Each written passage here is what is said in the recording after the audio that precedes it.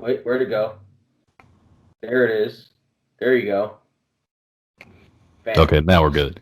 Party people in the place to be. It's me. It's me. I am David Bann, and I am here with my friend, my man, Matt. He is under the 007. So this is the Matt Frank podcast. Whoa. What, why are you talking, dude? You're the extra here. The extra what? The extra help.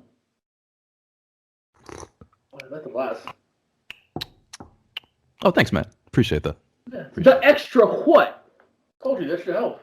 Yeah. Why are you speaking? Like, I don't understand. You're like... You're just here to fetch me a drink and give me some food a little bit. That's right. That's exactly what you're there for. So if you do it in mind, when he says the word, hit it! How did we even get here? Because I swear I don't recognize shit here. You get the drinks. You get the snacks. How's that? I got your snack hanging. That ain't much of a snack. Nah, more like a miniature. I got your snack swinging. Maybe like a fruit snack. Like, you know, little tiny Welch's fruit snacks. Listen, just because I live in Long Beach doesn't mean... Well, I mean, it does. But it doesn't. But it does. No, it does. It does. Yeah, that's a lot of different style there. So... This is a birthday present. Actually, Christmas present. Yeah, it was a Christmas present. Shouts to her. From her or no? Huh? From Yeah. the girl, actually? Yeah. Oh, hey. Yeah, I'm not going to give any names because nobody's guessed it yet, so I'm going to wait until they guess it and then I'll say it. But I post it every now and again on my my story just to mess with people. And they're always like, who? Oh, so we're not going to notice the boobs? I'm like, what are you talking about? Yeah, Trey's life is a little... What, Brent? Infuriating. What? Yeah, because I was sick. Yes, that's why it's infuriating. Yes. It's not. Everyone's life is better than yours. No, that's fair. That is a fair assessment. But mine is really not that. It's really nothing going on here. By the way, me and my Bigo friend are friends now. Like, we chop it up regularly. Oh, good. She wants another reaction video from us, by the way. Good. Got a lot of views on her TikTok. How many tickets to Arizona have you bought already? 14 and a half.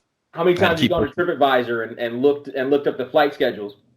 I did the first night, and second night I was sick, so it was over by that point. I just gave it up. I was like, you know what? But now that I'm healthy again, I'm right back at it. I'm prepping my car. I'm getting it ready, tuned up. You know what I mean? Ain't nothing healthy about you. I don't know. I feel pretty good. Man. I'm feeling good, Brent. See these eyes? I'm bright again. Last week, you wouldn't have been able to... I was hiding my eyebrows. I didn't even know it. Look at that. This is what the people come for. This is why they're here. What am I doing? My bad. Where do you get those done at? Your living room. It's your business, ain't it? Because those look like they've been waxed and like honestly and fucked and shit. All jokes aside, I hear that from every woman that ever meets me ever. They're like, "Yo, where do you get your eyebrows done?" I'm like, "Take it easy, relax, okay." Those I've never noticed. You never really paid attention to them because I refuse to look at your face. But those sexy, I know. Those are pretty immaculate, symmetrical eyebrows.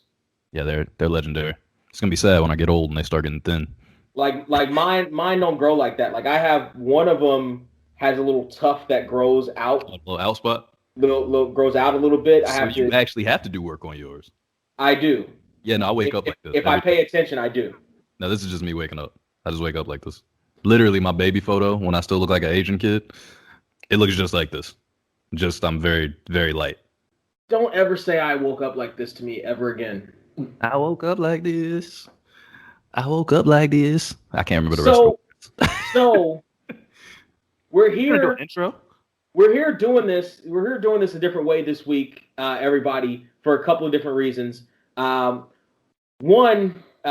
Trey. You know, Trey. What were you going to say? How would I describe it? I would say I had the death for about a week and a half. It wasn't Corona. I got 2 negative tests, so it wasn't Corona, but it was at least the flu, and it was brutal.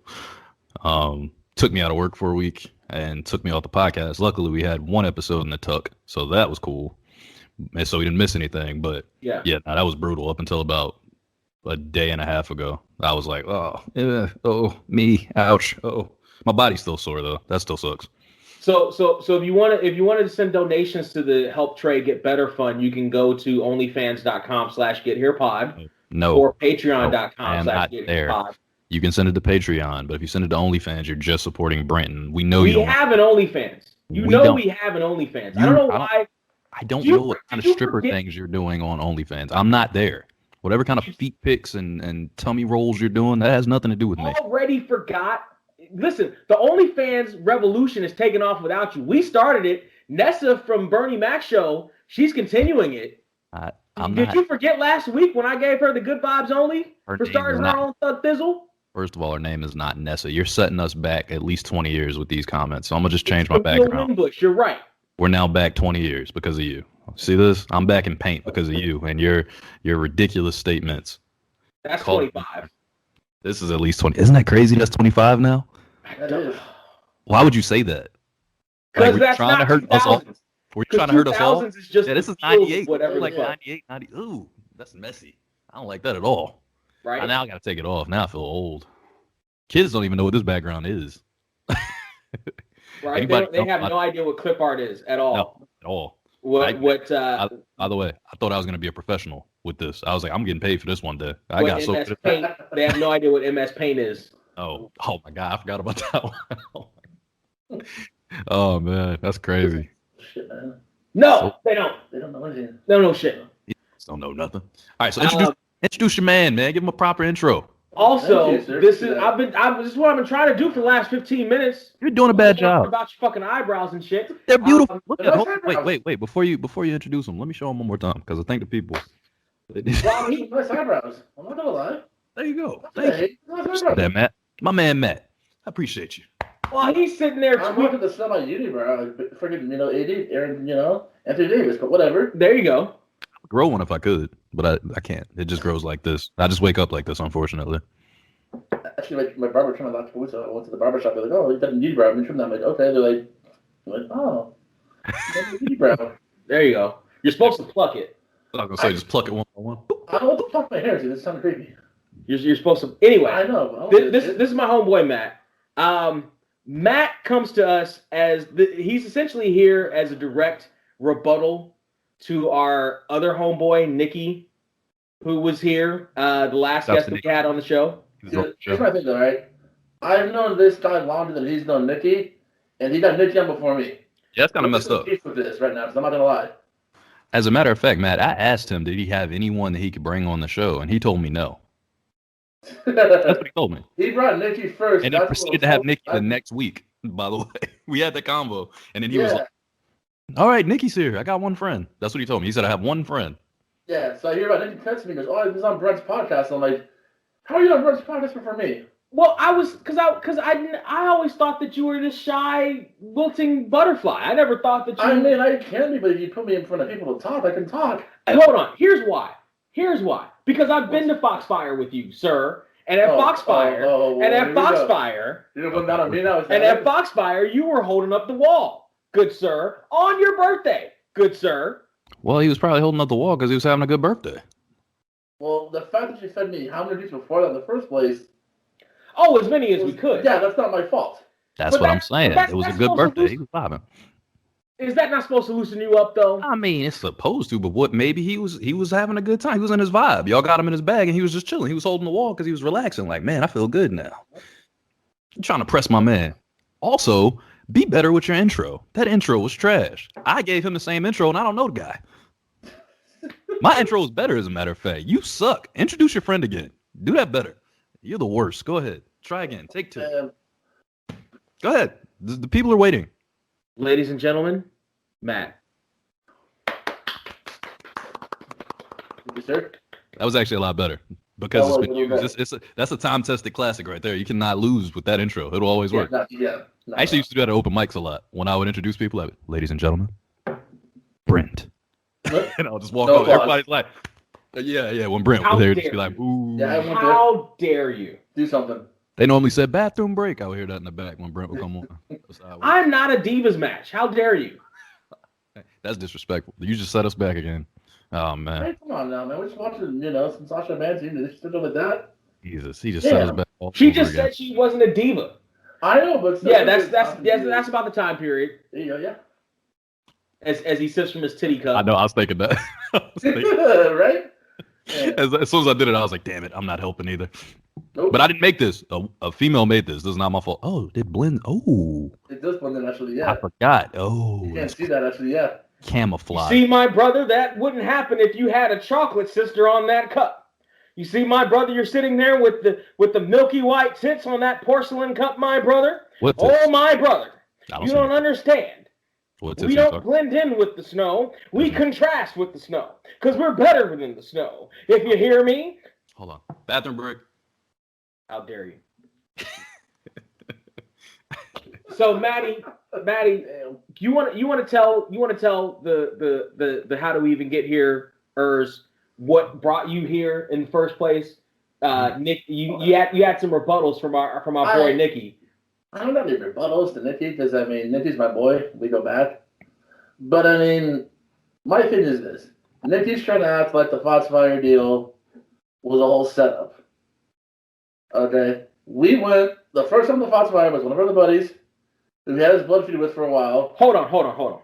First and foremost, there may be some people who haven't heard the last episode. Foxfire. I was going to say, yeah. Make sure you tag the episode with Nikki in this comment section too later, so they know. Yeah. Foxfire was a cougar bar in Orange County, and it was strictly known as a cougar bar in Orange County. Now, apparently, I wasn't there for the first Foxfire get together. The first one was the legendary one. That was please tell us a little bit about the first Foxfire. The first Foxfire trip we went the first year happened because with my buddy, one of my boys, we found the bar one night in OC trying to find supposed to go to. We got in line, and we're waiting in line. The bouncer walks up and goes, "Hey guys, you need a collared shirt for entrance." We're like, "Are you serious?" The cougar bar basically to dive. Yeah. But all right, maybe it's a little upscale, so whatever. So, in my boy's car. Well, they're cougars, but they're classy cougars. Classy cougars. OC classy cougars, all right? Whatever. There it is. Thank you up. So, we did my boy's car, and we're like, we need to find a Target or a Walmart to go to the shirts. So we run to the Walmart on the other street, walk in. Walmart, yeah. You got in with Walmart collared shirts? Some cheap, hey man, they don't care if it's cheap collared shirts, whatever. Collared shirts are collared shirts in this place, man. Clearly. Having to leave to go to Walmart to get back in the bar is crazy. Yeah. I said having to leave to get into the bar with a collared shirt is crazy. Yeah, exactly. To go buy one is nuts. I've never done it. It was our first time going. That's hilarious. So we get in the bar, and it's like they said, it's an experience. Because there's the bar when you walk in and everything else.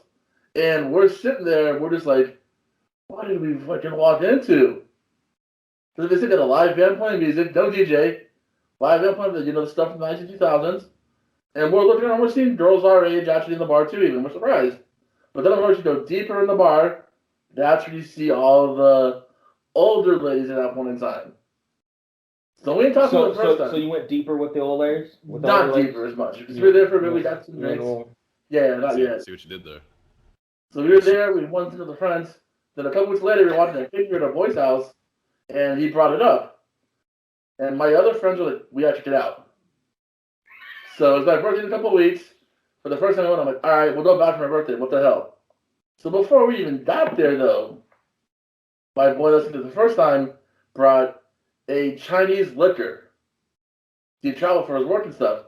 And he was in Japan for a bit and stuff. And he brought back straight Chinese liquor from China. This stuff smelled like pure gasoline. What I can't describe how it is. We call it the fairy Jew. I had some Ukrainian liquor like that.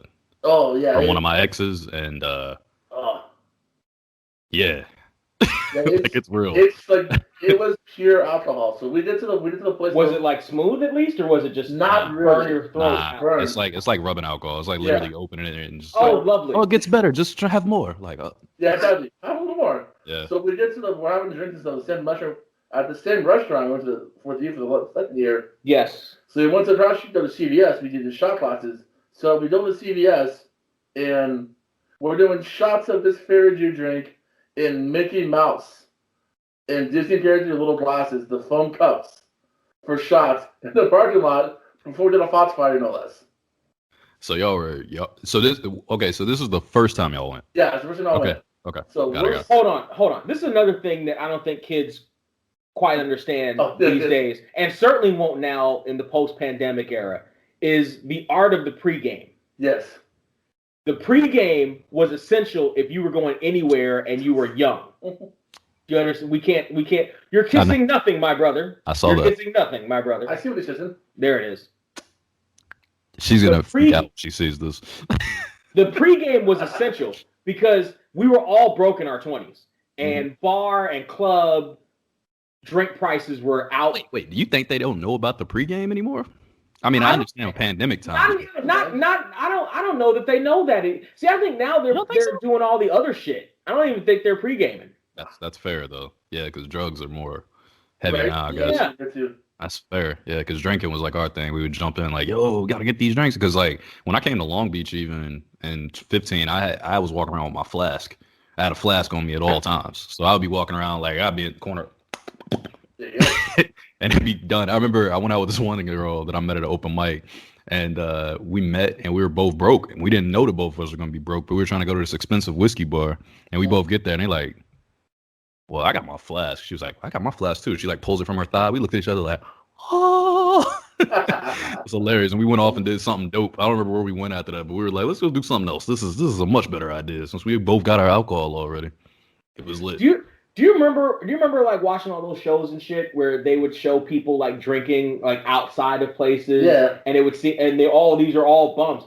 I think that was a hit from the bar and restaurant industry to try to make you to shame you into buying expensive watered down drinks.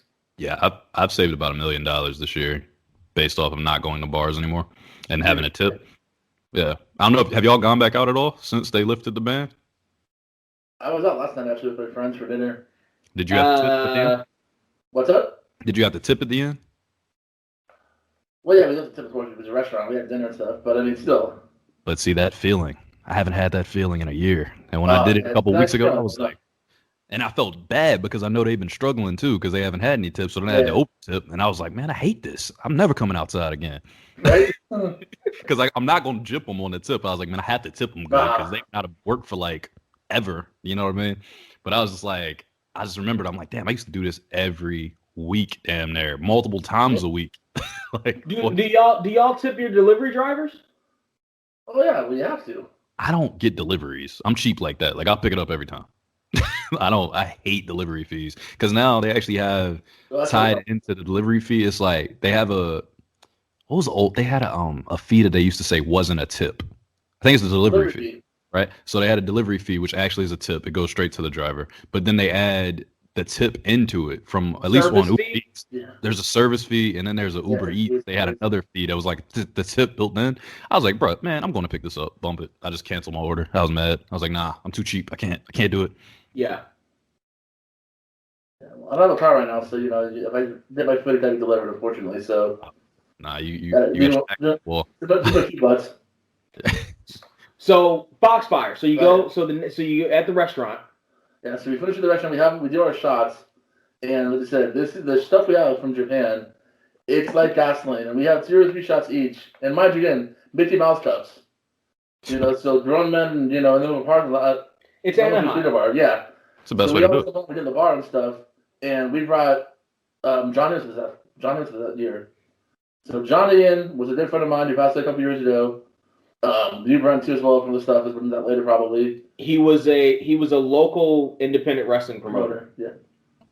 We also coached basketball at the local college too and stuff, so we knew that as well. Oh, nice. But so we did to the restaurant, we went to the bar, we're walking around for a bit, and that whole night was hilarious because John knew half the bar because of the moms being there, coaching their kids, or there were players there that he coached. That's time in the bar. And I am dead serious. I like that. We're sitting here all talking about that guy. And these 3 guys walk by and they're like, is that Coach Ian? And I'm just like, what the hell? He goes, hey, what's up, guys? We're like, what are you doing here? Oh, it's my boys' birthday. We're going to have a good time. They're just like, oh my God, you're in a cougar bar. Wait, did he bag anything off of that? What's that? Did he bag anybody off of that? No, he didn't do that, unfortunately. He was trying to, though. He really wanted to. This is a guy that would go, man. I mean, I shouldn't say, but he's a guy we went to a strip club before and actually got to date a stripper for a few weeks after they met the strip club and stuff and everything. He sold real estate inside too and everything. See, Brent doesn't believe in that. I know that cost him a lot of money. See, that's not how it works. That's not how it works. There at the strip club. They exchanged numbers, and then they went out for a little bit. See, this guy gets it. Wedding at one point in time as his date. I like that. No, see, because I was trying to tell Brent. I tried to tell Brent about this. But the funny part was she sold real estate on the side too. So when they went to the wedding, she had business cards to give out to people to believe them. So he said, she sells real estate too. Is she single? Why? There's not. Here you go. So yeah, she did that for a while, so. Real estate market is turning right now. It's time. We did that, and got all of our friends there, and it was like one of those things where Nick said, we natured for the night. We all got just completely wasted that we didn't remember parts of the night. And I was mad because my buddy John was with us too. Those are the best times, though. We had one of my other friends named John was there with us too. And hold on. Yes. Some of the best times are the nights that you can't remember all the shit that happened. Those are the day after trying to piece shit together, like the fucking Hangover. They made 3 movies about this. They shouldn't have. You said it. 4 movies about this if you count Dude, Where's My Car? You said it on podcast. You said that they shouldn't have made 3 of them. They shouldn't have, but they did. But they shouldn't. 1 and 2 were good. I thought 3 was terrible. Right. I liked 1 and 2 too. 3 was definitely like. Ugh. 3 I could know without that one. I mean, 1 and 2 were good enough, and I was good. They did the exact same jokes again, and it was like, all right, you can't do it 3 times. Twice even worked. I spot for Tyson in of number 2, doing his whole psalm and stuff. That was for me. Tyson number 2 was great. Yeah. I love that part. When I seen your bang out, that was the day that told me you're good. Man, I've only blacked out 1 time that I can remember in my life, and the only reason I really remember is because I sent my uncle a message. Actually, I did 2 things.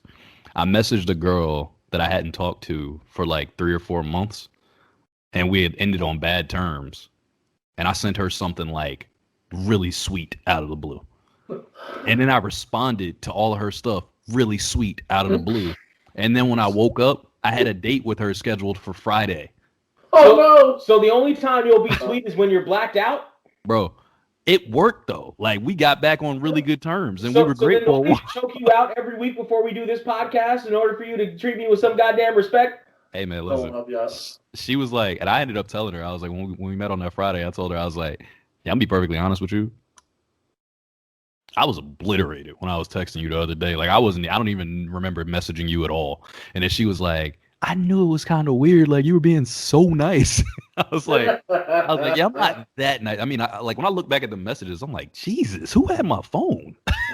and how long were you married to her for? Basically, right? That's not for real. She was on it, man. That was funny. That was really, really wild. But I mean, it worked out for me. It worked out great for me, actually.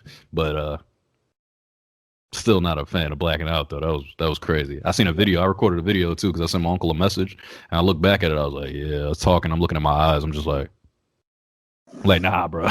I don't like that. I don't know what I'm saying. Like, that's not okay. Why do you feel like it's a good thing? Why do you feel like this is great? Like, tell me, give me 1 night of blacking out. Like, I just gave you one that actually worked out for me. Ironically, I went against my own point. But on your side, why do you feel like it's a good thing? Because it's a hell of a because that's when you have literally zero inhibitions, literally zero. So the chance of it being an epic night, but you won't remember increased. But also I think there's something in the epicness of the night coming from the fact that you even just fucking survived it. I think. So you're caught on more like the story, like you just like have the story. Okay. Yes. That makes sense. Because like I'm thinking about the one time I blacked out drunk at a party. Part of I've said that I don't know if I've said this on the pod. I probably have, but I've told many people this story. Was at my homeboy's sister's wedding, a high school friend's sister's wedding. That it was an Indian summer, so like it was like the middle of September, but it was sweltering hot in Orange County. Very limited bar, but the mixers were shit. But they were drinks. And at the end of the night, the stories of all of us coming together and like Man, I don't remember what happened last night. I don't remember what happened last night either. I threw up on my shirt. I threw up on your car. All these different stories that we had and trying to piece shit together. Is like the last thing I remember is this. Oh, I remember that. I was awake and you passed out at that point, and then I carried you here, and then I can't remember that. Oh, I woke up then. Like we bonded from the experience of surviving that. This sounds like the worst thing I've ever heard. I don't want to wake up and be like, oh, I got vomit on my shirt. Oh, you got vomit on your shirt. Whose vomit is it? Oh, that's great vomit. Let me try that one. Like, no, man. War. We were piecing the story together. It was like it's not like war. We were brothers in arms. No. You were brothers in vomit. And that's not no. We were brothers in tuxes that we couldn't take back anymore. What about you, Matt? What is do you prefer those blackout type nights like him with the kind of like or are you more like I want to be in control of what's going on? Because I'm that guy. I had the last one I had. My buddy got married in Montana a few years ago, and I went to the wedding with him. Oh shit! There's nothing to do in Montana. Yeah, exactly. It was in Missoula, nice little town. But first, the worst part was I had a connecting flight from Utah to go to Montana, and the plane took into Missoula, Montana, was the old school 20-seater plane. Oh, I hate those. Oh no. Yeah. So my first thought was I don't like those. Dear God, please just let me survive the flights and make it there, and I won't ask you for anything else until I come home in a few days on the flight back. So I'm gonna need you again in a few days. So make me survive. And Roman made you survive. Yes, he did. I hate that mother. Wouldn't that let him maybe? No, but so we get to Montana. All hail the tribal chief. Oh, fuck that guy. The head of the table. The head of the table. Head of the table, man. Oh, we'll done with your friend. Anyway, you shut your mouth right now, you dirty little whore. I hate you so much right now. No. So I told my buddies in Montana finally just, how was your flight? I'm like, dude, that sucked. He's like, how bad was the plane? I'm like, it's terrible, man. I'm like, I don't, that sucked the flight. But so then we get to the wedding, and we get to the wedding after we drinking stuff all night. And I remember getting back to my hotel room in Montana, and then mind you, okay? So I wake up in the morning and my window just had closed. And I go to the curtains of my window, see outside. All I see is mountain scenery and hilltops and everything else. And I'm like, where am I? I don't remember being here last night. What the hell's going on? And I look to the right of me, and my suit's on the chair and stuff, taking off whatever. And I'm just like, wait, where the fuck am I? And I look at my phone, I'm like, Montana. I'm like, what am I doing here? I'm like, oh, that's right. My buddy got married last night, and we were at the party. Then we came back to the room late, but I don't remember anything else. I have no idea what's going on. I'm like, hey, man, are you dead? Yeah, are you okay? I'm like, I don't remember getting back to my room. I just woke up freaking out. Who the hell kidnapped me and dragged me out to the middle of the woods in the hotel room? Oh, Jesus. See, that's wilderness in the woods, and I'm from OC.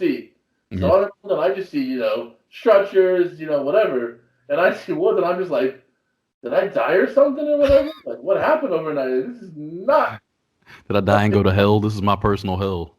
Yeah. I was telling somebody that I was like, you could torture me and I wouldn't say anything, but if you were to drop me in the woods and be like, you're living here now, I'd be like, no, what do you want to know? I'll tell you where my mom is. I swear I'll tell you. Don't just leave me in the woods. That's my torture.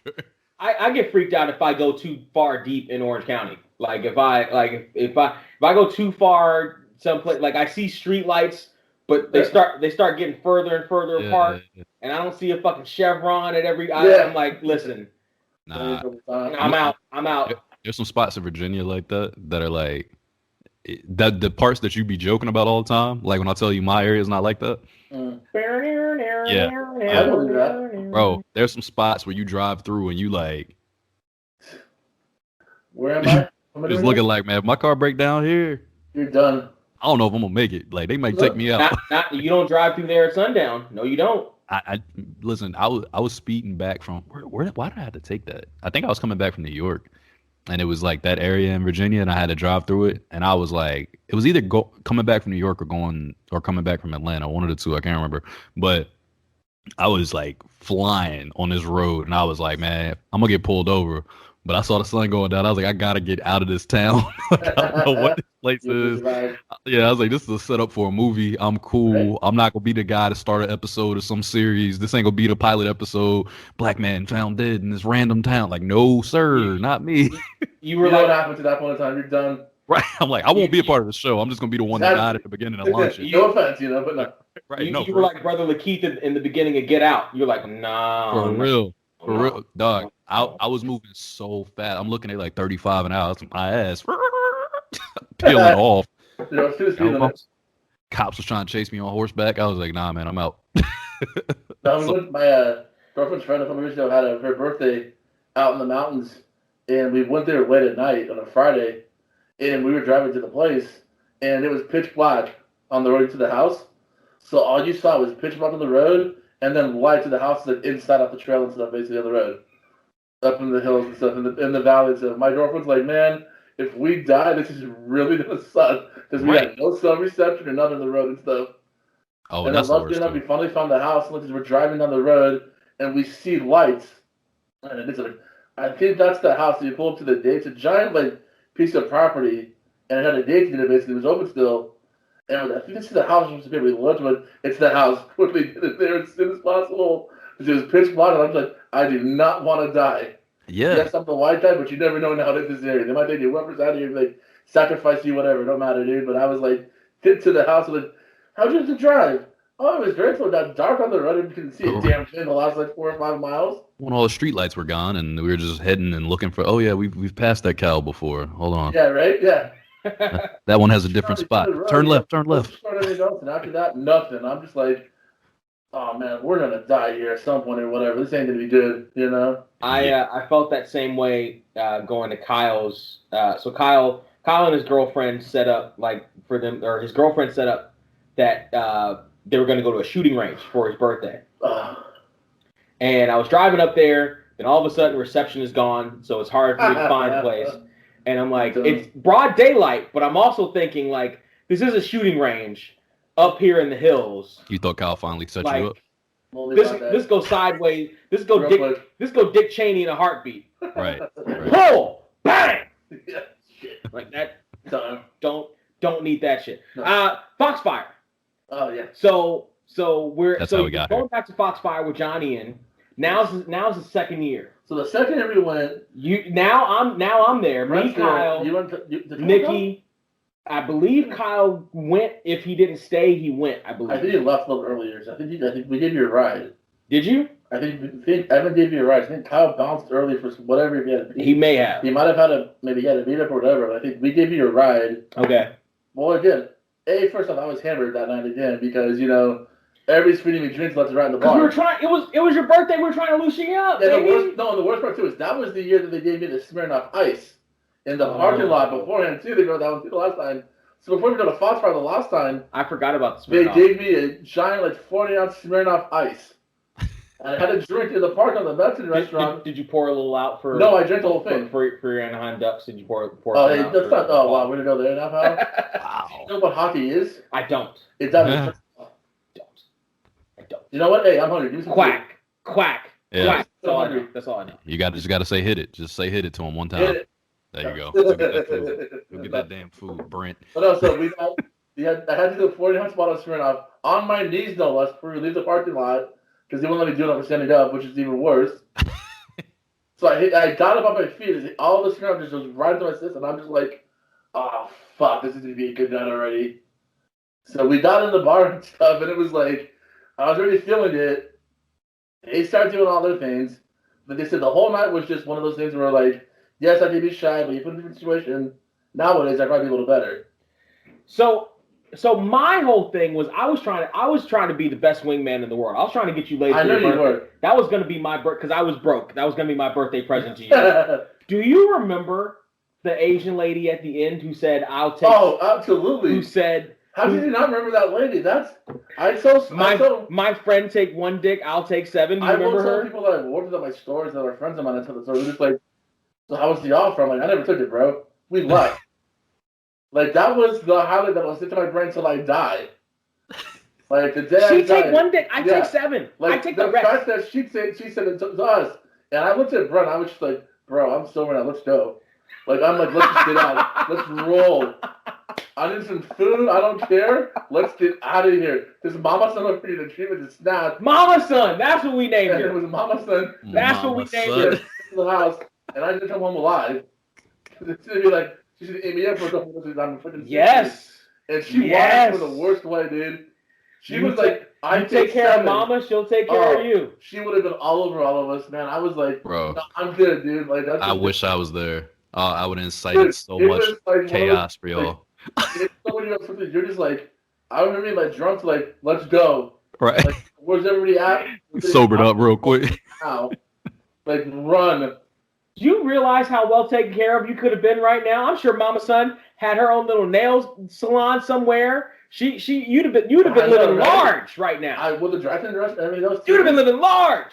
With some fresh Chinese food every once in a while. Yes. And I love me some Chinese food. I don't lie. That's the whole draw of a cougar bar is to get you an older lady to take care of you for the rest of your life, or rather for the rest of her life. That's right. That's right. And then leave you stuff. Whose idea was it to get the hotel room for me that night? I don't remember that part. I don't remember that one at all. I don't remember that part at all. I don't say it won't, Brent. Because I was like, when I was down, I was like, I don't remember about getting the hotel room that night because that was news to me. Oh, for Mama Son. Was that? I bet you that happened. I bet you that was the follow up to sons of bitches. To she'll take one dick, I'll take the rest. I bet you that was the follow up. So Matt was thinking. That was what they took the podcast. I was like, wait, they want to give you a hotel room with Mama Son or something? Like, what's going on? Yes. Matt was like this. Yeah, I was like, yeah. I was like, no, let's go. Let's roll. Dude, when she said it, it was like, she was dead serious, straight faced, like not even a joke or a smile. It was like, I take 7. And I'm just like, okay, we know where this is gonna end up at the end of the night. Let's just get out of here. It was the absolute end of the night. The lights came up. Oh man. Which worked against her favor. Exactly. That's the problem for Mama Son. Had the lights not come on, it might have been a little different. Exactly, you know. Lights come on, and it was like, okay, maybe not so much now. I'm not gonna lie. About it. I might have took that as a challenge personally. I'm like, oh no, you only need one. It's me, Mama Son. There you go. I'll satisfy you, no problem. But then again, if the lights came up, because I know that game. You wait too long at the end of the night. You looking around, them just pop on. You like, it was a scarecrow the whole time. I had no idea. It was a jack-o'-lantern right there. I didn't even know. It gets real different. It gets real different with the lights sometimes. No. Y'all ever had a night where y'all vibing with somebody real hard and then the lights come on? Yeah. And you like, I've been talking to this person the whole night, and they look like this. Now the worst is when I talk to a girl at the bar and the lights come on the end of the night, and then her boyfriend shows up with her afterwards. Oh no, I don't. I hate I'm just like, what the heck is going on? I'm just, I'm out later. Yeah, that's a whole different level of annoyance. And they come to the bar when you're buying drinks. And you want to drink? And I'm like, oh yeah, you want a drink? Sure. That's a tech. Nah. They use that right there. That's definitely a tech. I know friends that do it. I had a girl I met like that at we were at a pool party, me and EB, like my second year here. It was 2016. We went to a pool party on my birthday month, and I remember this girl was out there, and I met her, and she was like, I want to leave with you, but I'm gonna go get drinks off these other guys. I was like, she was like, but keep finding me. I was like, all right. But then she got too wasted and ended up leaving with some other guy. I think she thought it was me, some other black dude. I was like, damn it. But yeah, it was exactly that. That was her full tactic. Like, I'm gonna just keep flirting with all these dudes that's got a bunch of money in here, because I know you're not rich, but you are great. You're poor, but you're great. I was like, that's fair. I was like, what am I gonna say? I got like $20 on me. I got enough for me to get like 2 drinks and then stop. Did you pay you later? You know. Right. You had a whole 20, huh? Balling. I was rich for a second. I had that 20, boy. I walked in that bar, saw them beers. They had them cheap beers, them little small beers for like $12. I said, got that. Picking up cups with ice in it. Let me just pour this. Trying to stretch that motherfucker out. Do what you gotta do. Matter of fact, me and that lady, the one that I was talking about earlier with the flask, I just remember we ended up getting into the Federal Bar downstairs in the bank area, right? Yes. We went to the Federal Bar and we had our flasks. That's where we ended up going. So we had our flasks. We go down there. We like, because it was a free event. It was a free event. That's why we went in. And go down. We like looking around. Like, yo, how can we use these flasks? Oh, there's a cup. Find the cup on the table. We take it. We like wash it in the bathroom. I come back out and loaded this junk up with whiskey. We passing it back and forth. Just I was like, yo, this is the most broke thing I've ever done in a bar. But man, it is efficient right now. We killed it. It was great. It was great. We had a good night. That was fun. That's so romantic, though. That's the type of shit you'll see in a Zooey Deschanel movie. Don't just make up names. Okay, her name's Zoe, but what's her real last name? Deschanel. Don't say Deschanel to me. What's the real last name? The girl from the New Girl. The girl on New Girl. I don't know what else. Oh, she was in Yes Man. Yes, she was. She was the girl in Yes Man, and that's all I know her from. That's all of her work that I know. Jim Carrey? Yes. Oh, okay. Yeah. I know what he looks like. So what else do you want to get on here and tell Nikki and the rest of the world that you hate about Nikki? I don't hate Nikki. Nikki's my boy. What other ball-faced lies do you want to say that Nikki told here on the podcast? He didn't tell any lies. Nikki's a good guy. I mean, I've known Nikki. We met Nikki back in, I'm going to date myself, 05 at Gorilla. Okay. At PWG, so I know Nikki for a good minute. But the funny thing is, Nick actually didn't like me when he first met me. Shocking. Fuck you. What the hell you said? You mind your business, boy. You sit here and listen and let me and Trey talk. That's right. And then when I say it, you give me a drink. Brother, thank you. Thank you for understanding. Hit it. Go get him a drink. Hey, you heard the man say hit it. Get that man a drink. What's your problem? There you go. Thank you. Oh, you don't have to say please. I'm doing this because I'm a good podcast host, not because I'm your Virgil. No, you are Virgil. Not because I'm your wrestling superstar Virgil. You are Virgil. A good host. Just light skin. And before I leave, I'm taking your Rolling Ladder belt too, just so you know. Say it again. Before I go home tonight, taking your Rolling Ladder belt too. You are not. It's going home with the rightful man. I've met Virgil before. You know that, right? And you took his powers? Met him before? Fucking me and Did Kyle. You pay for him? Me and Kyle went to. Don't lie to me now, because no, you did. You paid for it. Me and Kyle went to Wrestle Reunion one year. And you paid for Virgil? And we were sitting at the merch area where Virgil was. And by himself, of course, right? Of course, by him. Of course, he's wrestling superstar Virgil. And all with this giant ass table with all of his merch. And all he kept doing was talking shit to Kyle, and not talking shit, but telling Kyle, "Hey man, you're big enough to go to WWE. What are you doing here? You should go to WWE." And he's like, "Well, I've tried it. All you need to do is call Shane. All I do is call Shane. I call Shane McMahon. All you need to do is call Shane McMahon to get you in. Just call Shane McMahon, boy, and he get you in." It's like, yeah, well, I've been to try out. Yeah, just call Shane McMahon. You should have been like, can you call him right now? Who's just sitting here talking about Shane McMahon. You should have been like, can you call him? And you go ahead and call him then. I'm standing right here. Just call him. Send him a picture and call him right now. Call. Did it happen? No. No, it did not happen. No, it was a long time of shit. No, it did not happen. No, so yeah, I met Nicky back in 05. But it's funny, I said he didn't like us at first for a while. Because he felt that we were still marked and he was, advancing past him more, which is a regular fan. And we were the annoying guys and blah, blah, blah. So we hit it off with Mark more than Nick. Okay. Who you consulted as a Cowboys fan many times, I know for a fact. Okay. Which is no problem. They did pre-crap too, so it's no big deal. Because the Cowboys suck. It's Cowboys, yeah, exactly. They do suck, Mark. I'm sorry. I hate the Cowboys. Cowboys do suck, Mark. Stop crying about it. I'm an Eagles fan, so. Oh, he's good then. You should be okay. That's all good. That's right. Yeah, I hate the Cowboys. No problem there. So fast forward a couple years later in 08, Mark and Nikki and I go on a week-long trip back to Philly and New York for New Year's. And while we're there, we went to ROH. Was running that Friday, Saturday. They had a Friday show in Philly at the arena, and then Saturday they ran Hammerstein.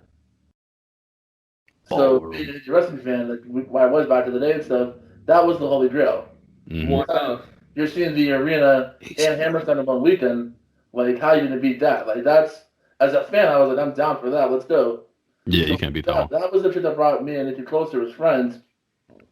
And 08, was that the show that fucking... That was Danielson, Morishima main event. The main. Was Danielson, Morishima the fight without honor. Okay, and that's not the one I'm thinking of. Because it was that one, and then it was Nigel Marufuji. And then I remember being pissed because it was Aries Tyler Black from contendership, and I was a huge Tyler Black fan back in the day. And Mark was an Aries fan. And there's points during the show, they point to the crowd to see Mark and I going back and forth with one another, like, whatever, doing the chant and stuff. And everything's kind of funny, but, like, when Aries won, I was legit pissed and didn't talk to Mark for the rest of the night. He's like, "Man, how you doing? Don't talk to me, Mark. I want to talk to you right now."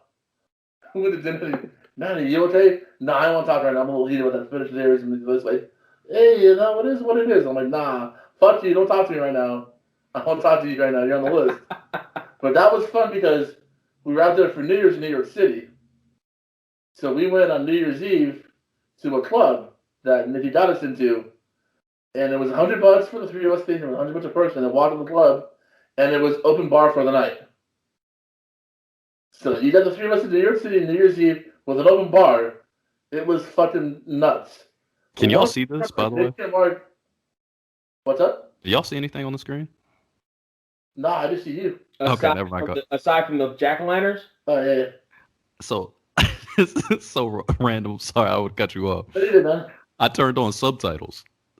So, literally, sitting here translating everything you're saying like I'm watching a TV show. It's fucking hilarious. I'm about to take a picture for this for the Instagram. Subs over dubs? Yo, it's so funny. It's so funny. It looks crazy over here. I'm like, what is going on? I'm like, they can't see this? Because I saw you looking down. I thought you were looking at it, like reading your own words. I didn't see it at all, man. That's hilarious. I'm sorry. Go ahead. So we get to this bar in New York and we're in the club for the night. And I'll never forget it because we're sitting there in this open bar, of course. And my white ass doesn't dance that well. I'm a white boy.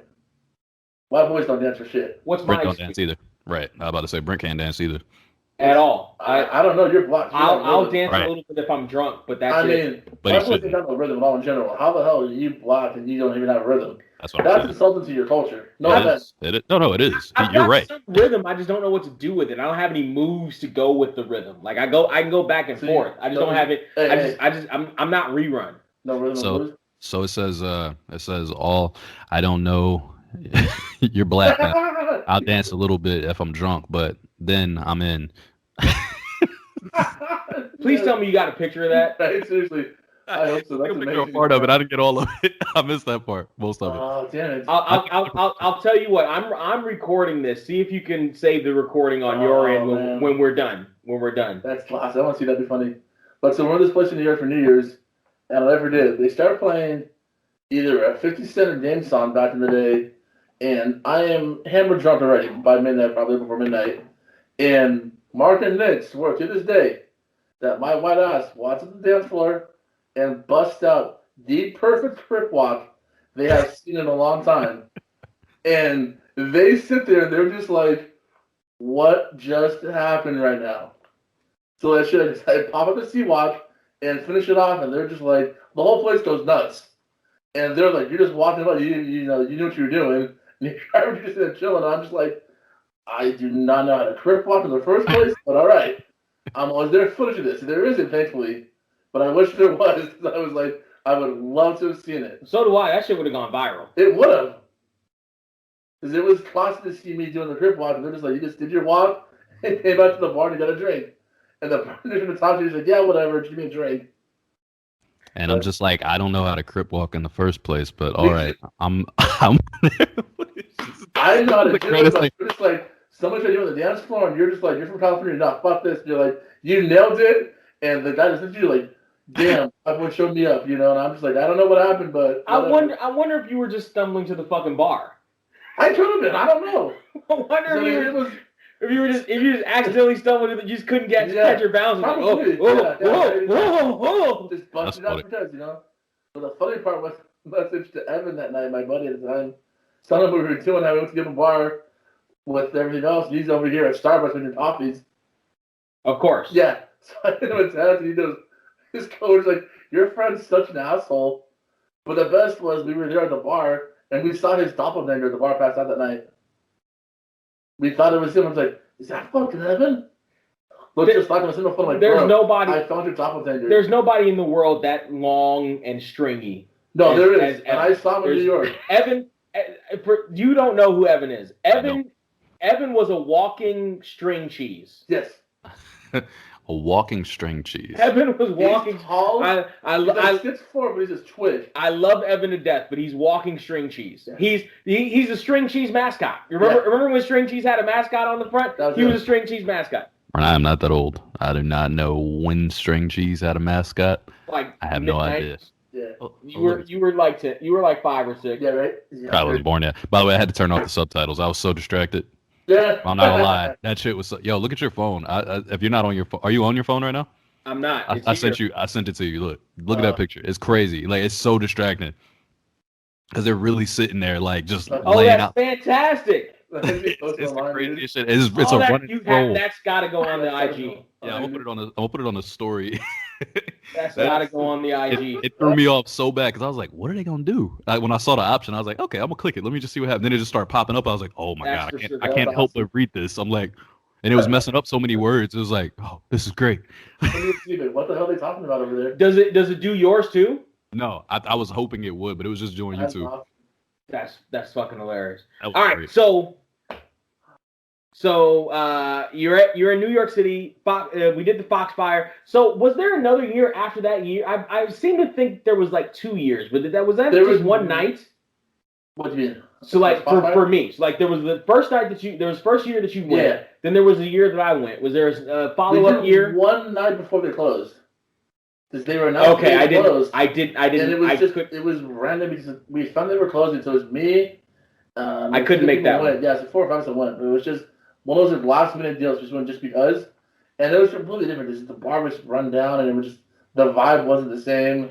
That's so because it was only like Cougars had gone away. Years after that. Yeah, they demolished it and made it a freaking the paint store now, or whatever I think it is over there. Oh, that's sad. A paint store. Yeah, it's a paint store, and there's a hotel like right next door to it too. And I'm just like, that's sad. Like there's the hotel, and there's like the hotels are like. You just killed their businesses. I mean, people over there at Foxfire. Right. That's so sad. Had hotel rooms there for the weekend, I heard, and shit. Oh, you know? That's so sad. Yeah, that's lame.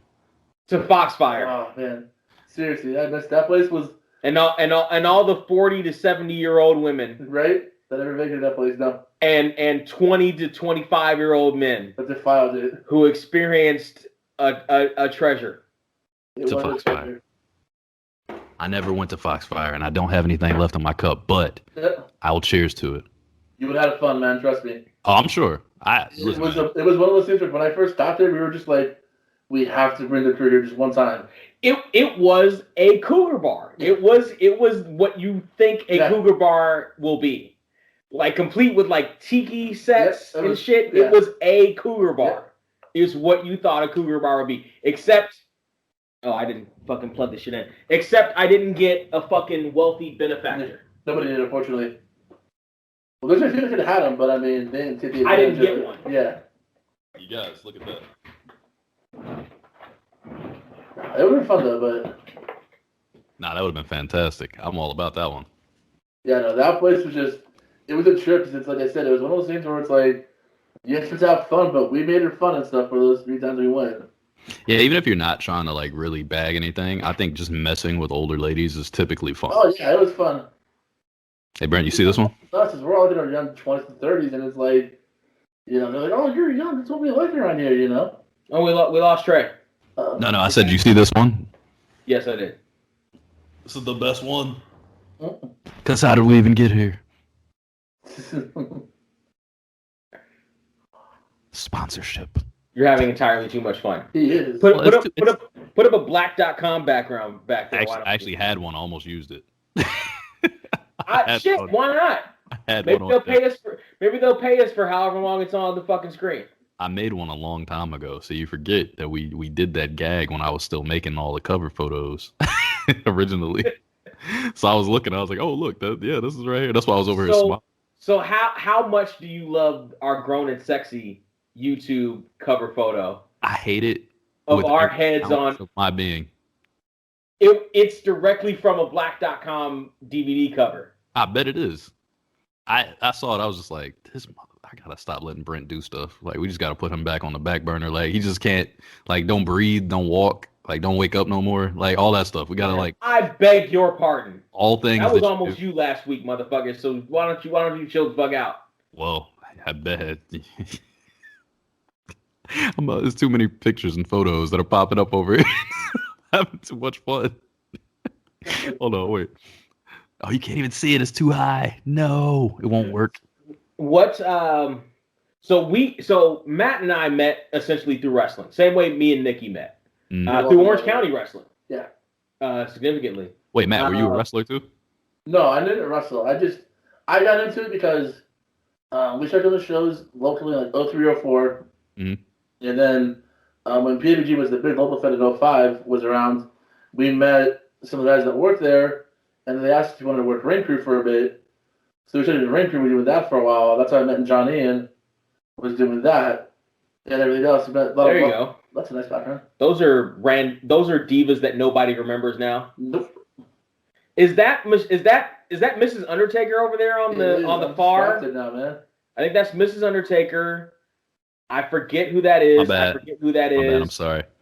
And I can't see. I'm not gonna lie. And is that Ashley Mazzaro over there in the purple? That's or Kelly. That's Christy Hemme, the center one. No, that's not Christy Hemme at all. Yes, it is. No, it's not. Yes, it is. No, it's not. I know Christy Hemme. That ain't Christy Hemme. My picture's too small for me to see. That ain't Christy Hemme. No, I don't think so. I don't see her. McCool, I think, is in the blue. I can tell by her weird fucking mouth. That is Christy Hemme, the redhead. I think Michelle McCool. I think Kelly Kelly's in the purple. Who's in the middle? That's what's her name? Maybe I can move our faces. I can't. That's Kelly Kelly. Yeah, Kelly Kelly for sure on the left. That's Kelly Kelly in the purple. I don't know who's in the middle though. That's Christy Hemme, dude. That's not Christy Hemme. It is Christy Hemme. That's one of the random ass divas named Joy or Amy or some shit. Joy. From like Joy or Amy or some shit. Some shit. One of the random ass. Wait, Matt. So since I have you here, how do you feel about Michelle McCool as a wrestler? I liked her work, actually. I'm not going to lie. Thank you. Felt that... don't get upset. Stop hating. What? You don't like to leave the room. Oh, so this is Kelly. Okay, I can see it now. It's bigger. Hold on. Wait, before you answer that. So it's Kelly Kelly on the left in the purple. Michelle McCool's on the right in the blue. That looks like... What was the chick with the GoDaddy thing? Oh, God. Candace Michelle. That looks like Candace. No, like weird I don't Candace even think that's and it's Candace orange. Michelle. It might not be, but it more of kind of looks like. That's still no, it's not Candace Michelle. Somebody else on Fruitus now. Oh wait, Candace had more of a plastic surgery up face. And this is Rosa or Eve. Rosa Mendez. Rosa Mendez. There you go. Yeah. Right. And you sure? You sure this isn't? No, it's not Candace. It's some. Oh no. Eve Torres. Eve. Is that her? I think it's Eve. I think it's Eve something. Yeah, I think so. All right, but yeah. So give us your take on Michelle McCool because this is one of the topics we talked about in the past. I thought she was definitely a good worker. I would have loved to see her in the days now to work right now if she was active and stuff. I like this guy. I feel like she would have been good with like Sasha and Charlotte and those guys. Thank you for that. And I know Brent's seen her shake his head at me, but I don't really care. I didn't either. I told him the same thing. Listen, we had this debate, and I told him because he was talking about how every woman from that era was like terrible. Basically, who you said one that you liked, I think, in that era, didn't you? Wasn't there one worker that you were okay with? That era. WWE typically always had at least one or two women wrestlers that were actually good. Yeah. And the rest were I said Melina and Mickey. And you were on Mickey real heavy. Melina, I think around that era was like Melina, Mickey, and Beth Phoenix were like in that same time period.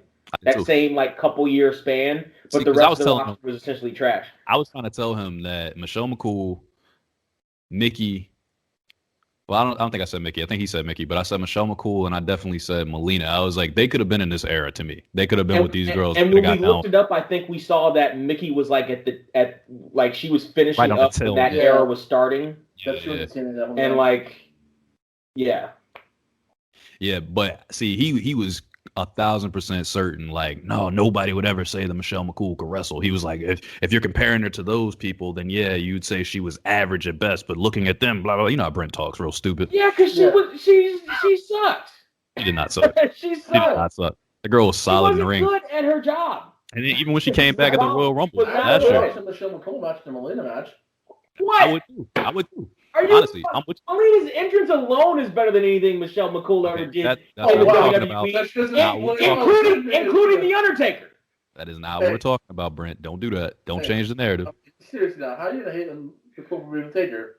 She got him with the right man. She knew what she was doing. You know why? She knew what she was doing, but that's the only reason why she was on our TV as much as she was. I know. Shit. She was good. I liked her work, man. Shit. There's Brent beside me now. Yeah. He obviously can't see shit. I mean, Georgia. how you gonna sit here and tell me that Melina was better than Michelle McCool? So she did John Morrison? Come on now, dude. Give me a break. No. Her entrance was good. Yes, I liked the entrance. Every did, but no. She was a good, particularly for that era. But she was a good wrestler. Her flexibility alone gave her an edge over most women in that ring. I mean, I give her props for her flexibility and stuff, but I mean, McCool knew what she was doing too. She had a good run. All right, let me see her this era. Sweet song. I can take a screenshot of that or something, because that shit. Georgia. Press screen here. The whole day through. It's old sweet song. Georgia on my mind. Georgia on my mind. I said Stop it. So how dare you ban on Michelle McCool? What is wrong with you? Michelle McCool. Yeah, the best thing Michelle McCool ever did was go on the last ride until Undertaker needed to retire. Jesus. Damn. The best thing she ever did. Bro, this is how he was talking about it. And he literally had me thinking back. Like I was like, maybe I'm tripping. Like, you know, you arguing with somebody and you really having to think like, okay, he's really arguing this down. So maybe I'm tripping. But I'm like, no, he's wrong. She was not a bad wrestler. She was beg your pardon. Yeah, it's Brent. You right. You're right. I'm gonna stop bringing people onto my fucking show now. Goddamn. Your show. I think we can see by this artwork. This is me and Ray's show. Oh. I said, Georgia, Georgia. You ain't never had this kind of synergy with me. Look at the synergy we got over here. Microphones, headphones, head tilts. Woo. I hate both of you. Why do you gotta hate both of us? I hate both of you. Why? Because he can't see. We're right, you're wrong. And I'm gonna take Trey all the way back to Orange County, and I'm gonna kick your leg out from underneath your leg, like it was Trey's leg. Ow! This is all like harsh. Here's the thing, Brent. This is the thing. You're wrong, and we've told you why. No, you didn't. We did. She was a good worker. You were just blind. You just hate blonde. There was very little good work that was happening in that time period of women's WWE women's wrestling. Well, okay, so when she came back in the Rumble, what was it, 2 years ago now? And she popped up there was the first one, right? The first women's Rumble. Yeah. So the one that Asuka won. Asuka won that, right? Or Becky won that? Yeah. Asuka won the first one. Becky won the second one, and Bianca won the third one, right? Mm-hmm. Okay. So when she came back, she looked great with the young girls. Why did she look so good in that spot after all these years? Because she's working with better talent. She looked great even in that little stretch. It was only like 10 minutes of work. This whole they looked great thing. People assigned to older people that come back to these Rumbles. No. I'm not Michael Cole. Passing that shit out like it's fucking library cards. All right, I'm not Michael Cole. I'm not Michael Cole. I did not do that. These girls nowadays. No, thank you. Yeah, if she didn't look good, I wouldn't have said it. No, you know who else looked really good? Beth Phoenix. Because she wasn't good at what she did. She's awkward and lanky. Who was better at that time? Fucking right. That's what I asked them. I asked the same question. Actually, I gave the answers before, like the Mickey Jameses and the Beth Phoenixes and the people that were around at that time period. Matches though, I like Nicole and Beth work together. But her and Mickey, they were good. Oh, the whole Piggy James angle? You like the whole Piggy James thing? The angle itself, I could have done without. If they would just wrestle, they would nowadays. Different story. If you were going to miss Mickey James 15 minutes of time, back then they do with the girls nowadays, they would have had a great match. Yep, I agree. I completely agree. I don't think so. You're wrong. I don't think so. We've told you why again. I mean, it doesn't matter. You don't think so. I don't think You're wrong. Listen. You have Charlotte Flair. Just deal with that. Just deal with that. No, Undisputed talent, tall. She's not lanky. She got muscle on her. There you go. They would have had a hell of a.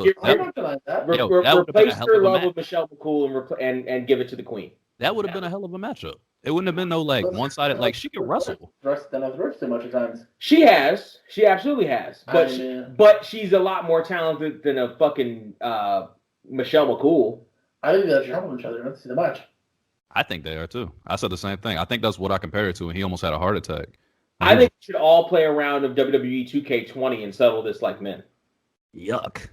Why would you want to be nasty like that on the podcast? You know, like I don't understand why he would be so nasty to go to WWE 2K20. He's mad that we're right. He's wrong. Oh, he knows. He knows. You're atrociously wrong. You're atrociously wrong. He can't even stand by his point at this point. He knows. Brent knows. I can tell when Brent knows he's wrong. He's wrong right now. Hey, how did you get that? It's like you're here in my living room and didn't have the flu last week or whatever the fuck. Whatever it was. Or whatever the hell you had. Okay, so we're done. Back to you. Okay. So you went back that last year. It was run down. So is there anything else you want to say to Nikki now that you have the floor? Is there anything else you want to say to Nikki right here on the How Do We Even Get Here podcast? Nah. Is there a promo you want to cut right now? The floor is yours. Nikki's my boy. He knows I love him. I got nothing love for that guy. That's my brother. I'm not gonna lie. That's when there's very few people in my life that I consider like family, and Nikki is one of those guys. That if I've been a problem, I got a situation going down, whatever, I can call Nikki, hey man, I can talk, whatever. He's there. That's the big one we have and stuff. You know, Nikki knows how I feel about him. I love the guy. He's one of my best friends. He's honestly one of my best friends. Like, if you would have told me when I was growing up as a kid, most of my friends nowadays would have been made through wrestling, I would have laughed at you. But most of my friends that I have right now, still to this day, are because of wrestling. And unfortunately, you're one of my friends too, you know, but it's okay. That's uncomfortable. It's a little uncomfortable, but I mean, I'm trying to be nice. Give a little bit of credit. I feel you. I mean, it's a good. Because of wrestling. You know, it's like UFC technically. Yeah, whatever. You know, it's all good. It was Brock, though. Yeah. You know, it's one of those things where, like, when I was a kid, I never had a lot of friends that were wrestling fans. So to meet, you know, people at an older age, it makes it nice because it's like, you know, hey, we have this bond. It's not just wrestling, but we're all a giant family. Like, I got friends in LA, I got friends down here in OC, I got friends down in San Diego that are wrestling fans. I got one of my buddies that I've known for 10 years, 15 years actually in Texas, and then I know, you know, the Torque stuff. So I met a lot of people through wrestling, which is cool. And I never thought that. But I mean, as far as Nikki goes, that's my guy. He's one that if he does it, if he calls me when that's a problem, hey, I'm there for him. And he'd be doing the same for me. So I'm not going to bash Nikki. But I will say, though, that I am a little upset that he was here first before me. Oh, that's on Brent, though. I'm going to leave it there. I'm not going to hate Nikki for anything. Listen, I was going off the information that I had that you were a wilting fucking flower. Although, that's the best one yet. Hold that right there. Change the background. That's ugly. French kiss. That's an ugly background. So I made him look better. Look it up. Background. See if I can make him look better. For the record, too, I am not married. But I have a girlfriend. Yes, she knows I'm here. She knows you're here. I'm gonna tell her what's going on. What time do you have to be back at home? When's your curfew? I'm having a curfew. What's your curfew? That's from what fucking video is that from? Wow. Look how thin I was back then. I thought I was fat. Look how thin I was back then. This guy. I saw this. I said, "What?" Look the same. My head does not look the same. Look how thin I was back. Jesus Christ. This is actually. To be fair, I was probably going to the gym back then. This is the smallest I've ever seen you. I saw this picture. I was like, "What the hell?" It's like y'all never seen Brent like this. This is like super small Brent. I thought I was fat. I thought I was so fat. See what Google searches do? I thought I was so fucking fat. Ain't that crazy? What was this video about, Brent? What is this? The Simpsons? What is this sick shit? I don't know. What is that? Oh, that was. What? It looks that like was somebody did a stop motion couch gag of The Simpsons, and they did a horror theme thing where the bullies broke into the house and massacred everybody, and then Chief Wiggum came in and massacred the bullies. Jesus Christ! I was looking at these photos. I'm like, what the hell? And it was viral at the time, so I did a real time review of it. Of course you did. And that was. You and your damn real-time reviews. By the way, side note completely. I was sick all week last week. And I saw 9 million shows. Let me tell you, I went through everything in the world. I saw, bro, listen, I'm about to give you all a list, okay? I finished all of The Wire now. I've officially seen all of The Wire. Yeah, it's done. It's like fucking 28 seasons of that shit. There's 5 seasons. I've officially finished all of them. I've also finished Watchmen now. Completely done with Watchmen. That's on my watch list. Awesome. Fucking awesome. I started it, but it's on my watch list. Awesome. I watched New Jack City for the first time. I'd never seen New Jack City. For the first time? I'd never seen New Jack City. Damn. So listen. I don't want to hear it. TJ already gave me a bunch of shit earlier for it. I was 1 year old. Relax. And my mom. I don't give a shit. That's what he said. I don't care. By the way, that movie is extra corny now.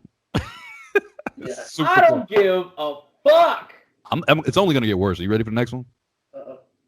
I saw Pulp Fiction for the first time yesterday. What? Get the fuck out of here. I tried to get him to do a bigger sip. So damn. I'm a little salty right now. I don't lie about it. No, I get it. Listen.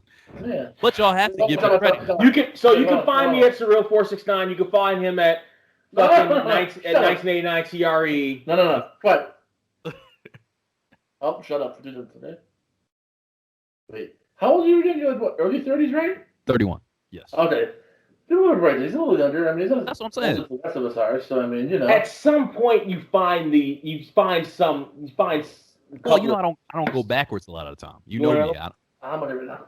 And I'm not a huge Quentin Tarantino fan. On top of it, so when I saw he was directing it, I was like, I'm just not a Quentin Tarantino fan. I'm not really a big guy. But what else did I see? Oh, I watched Uncut Gems finally. Saw that. That one I still haven't seen yet. That was good. It was good. It was. Yo, you forget you're watching Adam Sandler at some point. Sandler was robbed for an Oscar for that one. I felt like honestly, like I forgot I was watching Adam Sandler. At first, I was like, okay, let's see what Adam Sandler's gonna do. I'm like watching. I'm like, damn, this is actually all right. I'm like watching it last night. Great. He was. He really killed that. By the way, she did in the green light Happy Gilmore 2. What? Seriously? Yeah. They're gonna do him and McGavin on the senior tour supposedly. Oh, that's awesome. So Brent hates it. Yeah. I am in for that. I love me some Adam Sandler. Holy shit, Adam Sandler is probably old enough to be on the senior tour now. That's why it works. That's why it works. Well, McDonald, he's old. Yeah. But Adam Sandler is probably old enough now. Yeah. Do you understand how much of a kick in our balls that is? That Adam Sandler is probably old enough to be on the senior fuck you tour. Yeah. Hey man. Sometimes it's like that. I mean, it's just, you get older, guy. I still feel like I'm in my fucking 20s. What the hell are we doing with Adam Sandler and his fucking... Brent, you are definitely not in your 20s. I was supposed to be dying for that movie for years. I'm like, I love Happy Gilmore. And then here, we were agreeing with number 2. I actually just found, what is this, Brent's class photo, it says up here? Uh-oh. Check this out. Hold on, there we go. I don't even want to look at it. I already know it's going to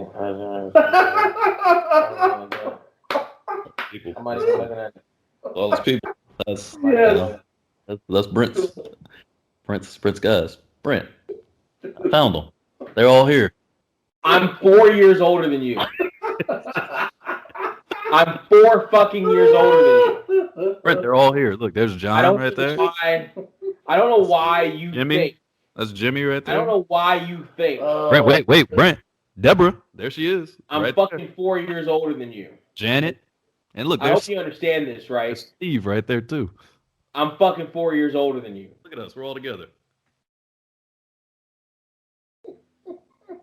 Jello is on his way. I'm fucking 4 years older than you. I love it. Listen, My man. fuck you of the week goes to Trey. Damn, already? I thought we weren't done yet. Jeez.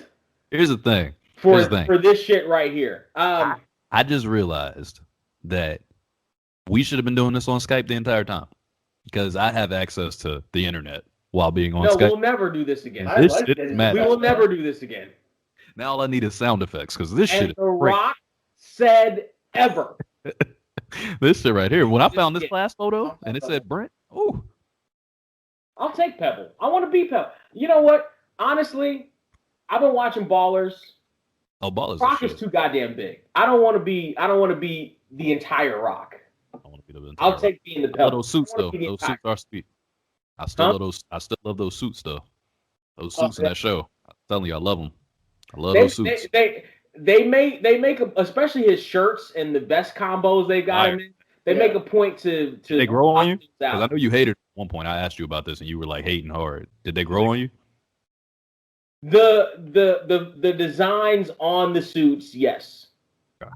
Like the designs on the suits, and honestly, I've never liked the super form fitting suits, but it seems like they weren't like they're super tight. Not they haven't got super tight on them. That's why when you were talking about it, when we were having this discussion originally, I was like, bro, they're not that tight. Like they're tight, but they're fitted, but they're not like skin tight. Yeah. Like, cause I get what you're saying. I don't like that either. Like when I could see dudes' calf muscles popping out the suit, like that's not normal. It need to be a thing. But you remember with The Rock, he had his boots were specifically designed so that you saw his calf. No, that's like they cut that's the back part of his boot all the way the fuck out. So you can see his calf. Oh, there's my girls. Love the girls. Salud, babies. Sorry. Thank you for being. Don't even get me started. Salud, babies. But Betty Rock and Ball Rock, she don't die anytime soon, all right? That's all I'm saying. Salud, mamas. That's my love right here. Love some Betty White road trip. That's all our loves. Betty Black. Betty White. That's all our love right there. So let's go viral here for a moment here. Okay. It seems like my boy Matty has a death wish because he seems to not acknowledge the head of the table. The head of our table. Yeah, that's a problem. Oh, the Roman Reigns table? Our tribal chief. Oh, I agree with that. I am not down the tribal chief at all. Do you understand he's feeding his family, right? I understand the movie. You can feed your family however you want. You understand he's feeding it. He's the tribal chief. That's fine. He's the head of the table. But when he puts food on the table. When Joe Monty has been in the business for over 10 plus years now, and you have the same damn moveset, and you're still boring as fuck. Sorry. It's boring. And the only thing that I give him credit for right now is Heyman has made him believable. Providing for his family? All Heyman to make Roman Reigns believable. He hasn't. What, 10 plus years now? Matt, he hasn't even needed. Not a Roman Reigns guy. He hasn't needed Heyman at all. Shield. I like him afterwards, and I still don't like him. Roman Reigns is not my guy. The head of the table. He's the head of whoever table you want. He's the head of mine. He's the head of everybody's table. He's the head of mine. He's gonna need you to say it, Oos. I ain't gonna say it. He's gonna need you to say it, Oos. I'm gonna say it. Just say it, man. Say it. They need to hear it. I don't want you to say it, Paul. I want him to say it. He needs to say it, Paul. Acknowledge me. Just like I have zero love for Dave Bautista as well. Just don't like him. Dave. What about in Guardians of the Galaxy? You a fan of him there? Not really, because I mean, my message is this. You don't even like him with the movie? I hate him personally because he cheated on his wife when she had cancer. My mother passed away due to breast cancer. That's fair. That's a fair reason, at least. That is why, as a person, that's fair. Yeah. I don't like him. No, that one makes sense. For the Guardians, I like him in the Guardians. I don't give him credit.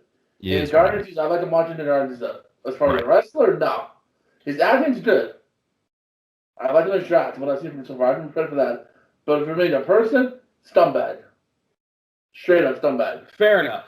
I get that. Roman Reigns, person, probably good guy, whatever. Worker, shit. Fair enough. Worker shit. Like him though because of Heyman. But Roman can work. Heyman rub. No. See, this is the thing though. Okay. Heyman got him making promos better. When's the last time you Roman Reigns? Do this. You ready? Here we go. Last 6 months. Okay, so listen. The thing about the Paul Heyman rub in this case, in this situation, is he's actually not talking for Roman. He's not talking for him. He's actually the thing ideas, though. But the thing that promos for him to help him. But that comes from everybody. But he had scripted promos before, and they didn't come off like this. It's a different element that he's delivering. And Heyman's giving him the lines and helping him. He is. Yeah. I mean, look, we don't argue about that. Right. I'm not going to argue about that. I'm just telling you on screen, though, to deliver it, because we've had him have lines before. You remember when him and Cena were going head-to-head?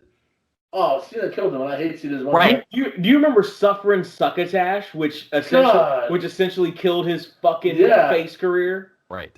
At that one, I would have tried that heel. And that was written by Vince. And that's what I'm saying, though. With stuff like that, when they were trying to push him, like, tremendously, like, you could see them trying to push him a certain way, and he still couldn't deliver it, you know what I mean? Versus now, where it's like, dude, they have Heyman, a lot of the time, Heyman is standing there like, Jesus. Like, with Brock, it was like, ha, ha, ha, my guy. But with Heyman now, it's like, you're being so brutal. Maybe you should just know, Paul. He's got to say that. I don't want you to acknowledge me. He needs to acknowledge me. Like, that kind of stuff where Paul is looking at him like, yo, you're crazy. That shit is getting him over, and that's what's like really selling. So Paul's having a hell of an effect. I agree, but it's different. It's not like the typical Heyman push. This has a lot to do with Roman and just what he's delivering, man, because he is showing up. He's showing up, and I'll give him credit. He's done a great job to over as a heel. Because I didn't know if he could at times. I didn't know if he could. Putting him with Heyman was the best idea they've ever done for his career. When that's making him into the guy that when we get fans back to the stands at some point in time, he'll be booed. Hopefully, he won't get cheered. He'll get booed.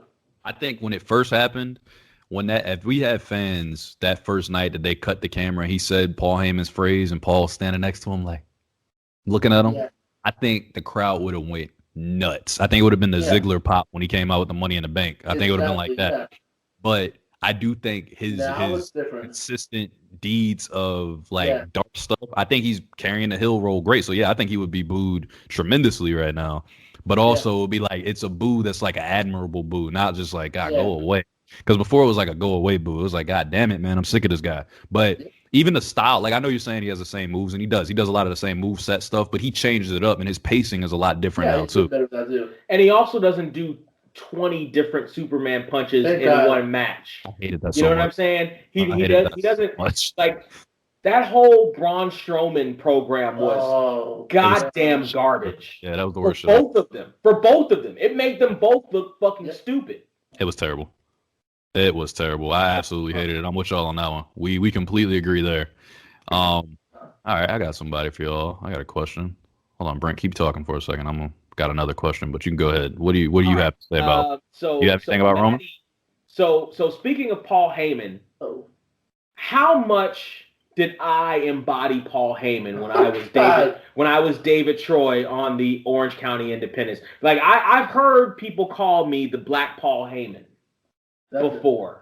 How good was I? And how much money did all those independent companies that blackballed me leave on the table because they didn't make me a big managing star? No offense to you, but I do it in the nicest possible way. But that's an instance of poor Paul Heyman. Yes. Paul Heyman is like up in here. A god. David Troy is like, I mean, I beg your pardon. Matt, go lower. Go lower with your lower. There you go. Right I've managed a champion before. He needed to get off. Dare you? He couldn't be on the screen with him. It was a problem. Who is your champion? Fucking Loco. Paul wouldn't even have to think about that. He would have known who his champion was. Fucking on From the flea market down the street? No, from fucking Lucha Pro. So you had 5 people there. Whatever, it was a good time. Were they putting on hot dogs? Whatever was a good time. Actually, if you see this, I will laugh. Don't see this. Actually, when Loco took over the book, he actually paid me cash money. Oh, okay. And we actually had bigger crowds there when he took over the book. When Trigger took it back over, that's when it went back to shit. So you had 10 people then to the 5. No, we actually had a full fucking house. Like, people actually came to the shows. When Loco, I don't believe you. When Loco took over, you're telling me you were a draw? When Loco took over, He's trying to. What'd you draw? People actually liked what they were seeing. And when Trigger took back over, it went right back to shit because Trigger was too into whatever bullshit politics he's into. Listen, what'd you draw? What were you drawing? Like cartoon characters or something? I don't know the fucking numbers. Like $5 a person? Like $5? Yeah. Right? Yeah. I forget what it was. I think kids were like $5 and adults were like 10. But we had a full house. And they were into the shit. Like they were into it. No, like, it was, it was like night and day. So Trigger Gonzalez was in charge of the book for most of the time at Lucha Pro. Then for a couple of weeks, Loco took over, and almost immediately it spiked. He didn't. He put together a nice little program. Almost immediately it was sold the fuck out, and Trigger and his people didn't like it, and so they switched it back and went right back to shit. The thing is, he never said that you were trash, Brent. That's not what he said. What he said was, don't ever in your fucking life mention Paul Heyman and then mention yourself. That's what he said. So, you know what? He didn't say you were trash. I see you defending yourself, but that's not what he said to you. He said, don't ever in your fucking life mention Paul Heyman and then say David Troy again. That's what he said. And you know what? I'll humble myself and stand corrected on it. You're right. That's right. You know what? Paul Heyman is one of the greatest to ever do it. So if you want to talk about managing styles for Brent, Paul Heyman is one of the greatest to ever do it. Who would you compare him to? Who would you compare him to? How dare you? How dare you? Walk home. Fucking walk home. Don't worry, bro. I got you. I'll drive over there. How dare you? Fucking walk the 25 miles back home. Mr. Fuji? I'll take Fuji. Would that feel better? Fuji's better. I think that's offensive to Fuji. Fucking Harvey Whippleman. I've seen one of his videos. How did I see that video? Did you show it to me? I've seen one of your videos, I feel like, where you were in the ring. And I don't know why I saw it, or maybe it was a still shot, and then you told me about it. But I've seen you in the ring, standing there. Why did I see that? No, you posted it. It was on Facebook. It was a match. You were on the outside of the ring. You're getting chased around. You're being real crazy. You came out. You said some shit to the crowd. They got mad. And then Kyle came out, I think. I think Kyle was who you were managing at that moment. I think. I could be wrong on that. But, yeah. I remember somebody chasing you around the ring. I think it was on your page. It was like a memory that popped up one day and you posted it. Probably. Because that was the only time I'd ever seen you. I took time. I was like, okay, let me see what this motherfucker. He's always talking about Paul Heyman all the time and acting like he was Paul. So let me click on this and see what he's got. And I was like, you are very hateable. I did say that to you. I remember. All the videos of the shit I have are actually from John Ian, the local independent promoters place. You got to remember, this was a time where cell phones weren't on every phone. Yeah. Oh yeah, if they were shitty quality. No, I saw the class. I saw your class. I know. It was a long time ago. Yeah. So the other thing that you could do is bring an actual fucking camera with you, but a lot of people didn't. No. So that's the two. When he was mentioning Kyle for a while, they actually had me record the matches for him too. Mm. Yes. So that was the funny part, was having to sit there on Kyle's phone. On Kyle's potato of a camera. Yeah. But it was the only thing we had at the time. Yeah. It was fucking no, it was small, but it was shitty. Okay. it was handheld. Small and shitty, not big and glorious. Right. It's basically you.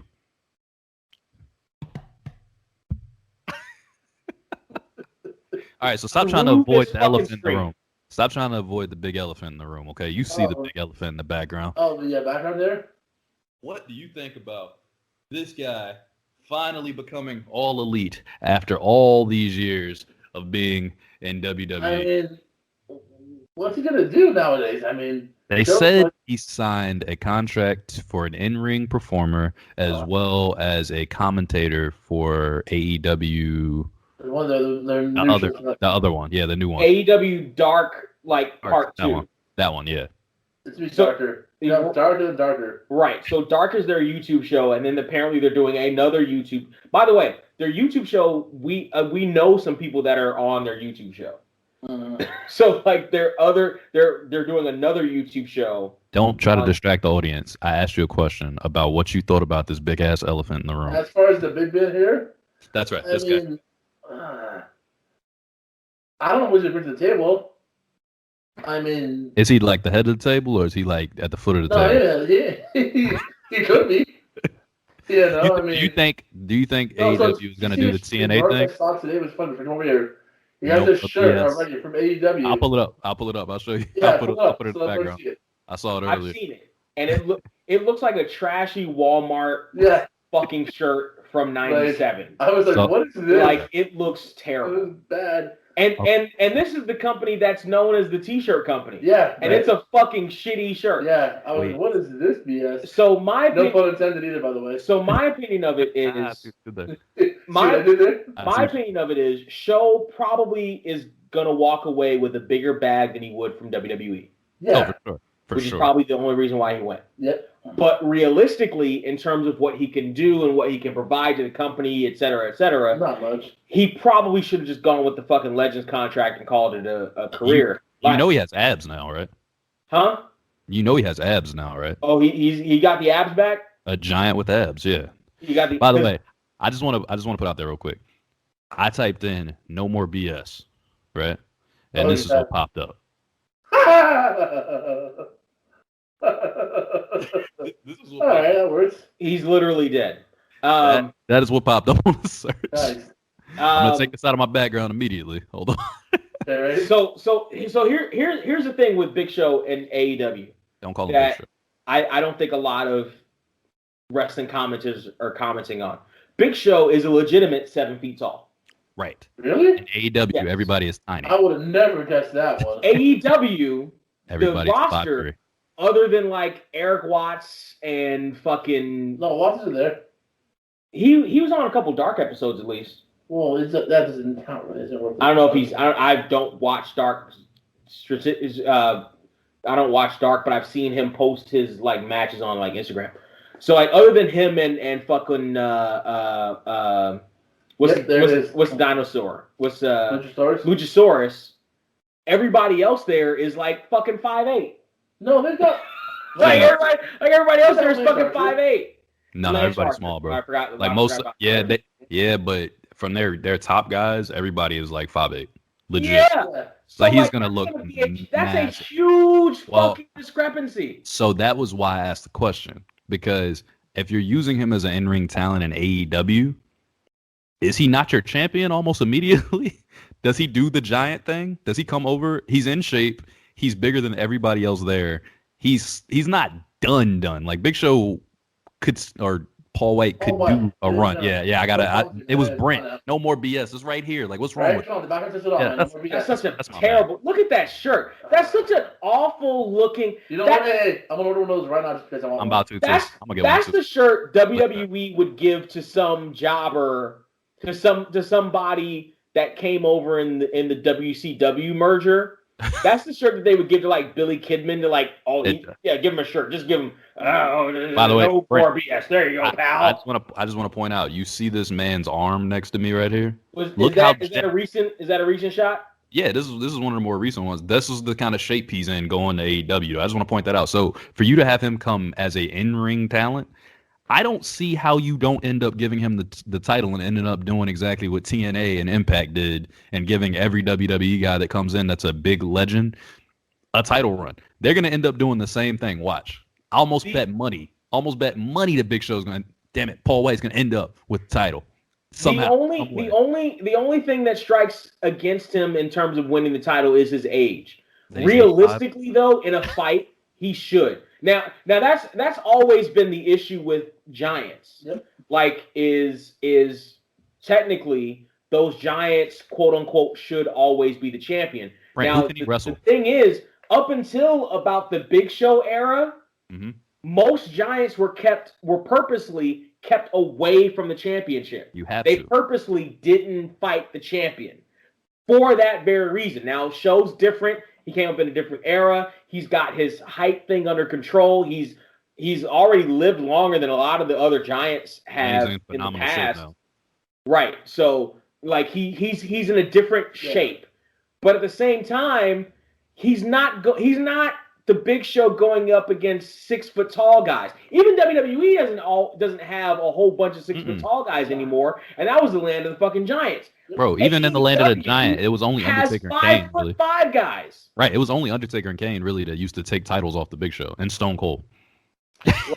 Like those kind of people, it had to be like elite. Well, The Rock, they had The Rock throw fucking Big Show around like he was 200 pounds, and that shit always aggravated me. I don't understand that at all. That shit always. Oh, he got up for rock bottom. Really? He's barely holding him. How the fuck? How is he getting him off the ground? With That's that motion, the question I had. 2000. Like, so the He still that Rumble, right? Rock's he did win that Rumble. Big Show did win that Rumble. He did. Yes, he did. Rock won it. Big Show won that fucking Rumble. Rock's feet touched. So if we're talking about Kid Me, The Rock won that Rumble. If we're talking about Adult Trey, Big Show definitely won that Rumble. The Rock's feet hit the ground. Rumble. Now, mind you, they did not have video evidence technically, but you can tell. No. Hold on. Time out. You never see it. It's just like this. It's right under the camera. You can tell that it hit, but you can't technically see it. You just see his feet jack back up immediately, and that's because they smacked the ground. But you can't see it. You never actually see it. So I don't know. I think The Rock won. He didn't win that yet. Nothing matters. And then I went to that WrestleMania 2000. It was terrible.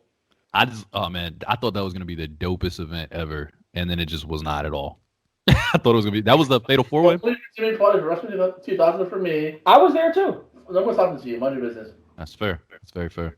But no, so that's my fucking show, my fucking house. I did your podcast. There you go.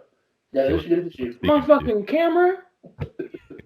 My fucking booze. Fucking silent.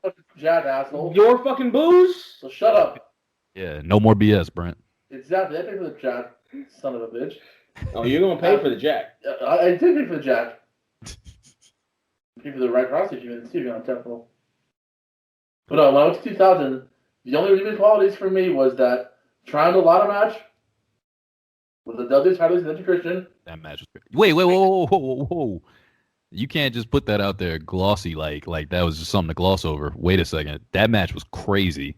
That match was insane. I remember it was nuts. I was with my buddy Evan. We actually were buying merch. This is during the Hardcore Battle Royal was going on that time before that match happened. So we're going to buy some merch right now. We can and stuff. So we're buying merch. Y'all weren't in the arena? Upstairs. We were in the 400 section at the top of the Honda Center. Yeah. So we had to go all the way upstairs from the bottom floor back to the top. And we're sitting you're on the bottom floor too? What we buying merch? No, I mean your seats. No, we're on the 400s. Okay. So back to the 400 section. And we're sitting there, and the Dudleys started cutting the promo before the match. And we're, let's see, pre-taped or whatever. Then next thing we know, as we go up the stairs, we hear Ian, the bomb still off. We're just like, oh, fuck. So now it's like double time, up the fucking stairs, back to the fucking seats, and we sit down right when the match is about to start. So we sat through that, and it was just an amazing match. I loved that match. That's nuts. Taker, that was the Mania that you missed. I just wanted to show that because I hated that beard. Right? That's a nasty beard. And then I always liked the Jericho, Benoit Angle triple threat. That was a better match than it should have been. The Euro and the ISLs. Yeah, it was. That was a better match than it should have been.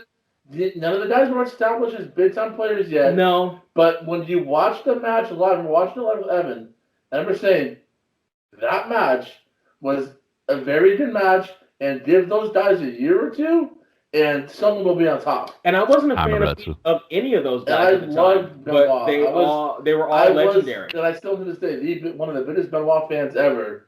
Yes, I know what he did about the whole, let's not go to the afterlife, what he did, his family did, blah, blah, blah. Leave it out the door. As far as in-ring talent. Are we talking about Player One? Yes. I don't know anything about Player One. User One. As far as talent with him, with Benoit and stuff, I love Benoit in the ring. We're talking about Vacant? Oh, yeah, yes. Vacant. Listen, I agree. You ever go on the network and see Benoit matches that show up as like The Rock competes in a match? Yes. Yeah. It's hilarious. For a while, you couldn't search it at all. Like they still can't search it technically, but like for a while, they just would like not even mention the match at all. They would just take the match off, so then you'd be watching the pay-per-view. It's still up there as like Eddie Guerrero competes in a match. No. That wasn't there before, though. Originally, it was Eddie Guerrero competes against Benoit was nothing. So it would just be timestamps, and it'd be a big space, and then it would be the next timestamp, whatever the next thing. Wow. That's how they originally did it. So it took them a couple of months or a couple of years to figure out competes in a match. Yeah, right. AJ's face was down to fun on the line right now. That should go on the IG too. That just AJ's face is just like I don't know. He looks like he's taking a dump or something. It's weird.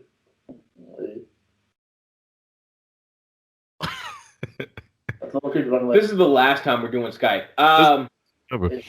Greatest episode ever. Fucking last time we're doing Skype. What did you? Okay, wait. What do you think about since COVID and all that shit happened, Matt? What did you think about like these kind of matches?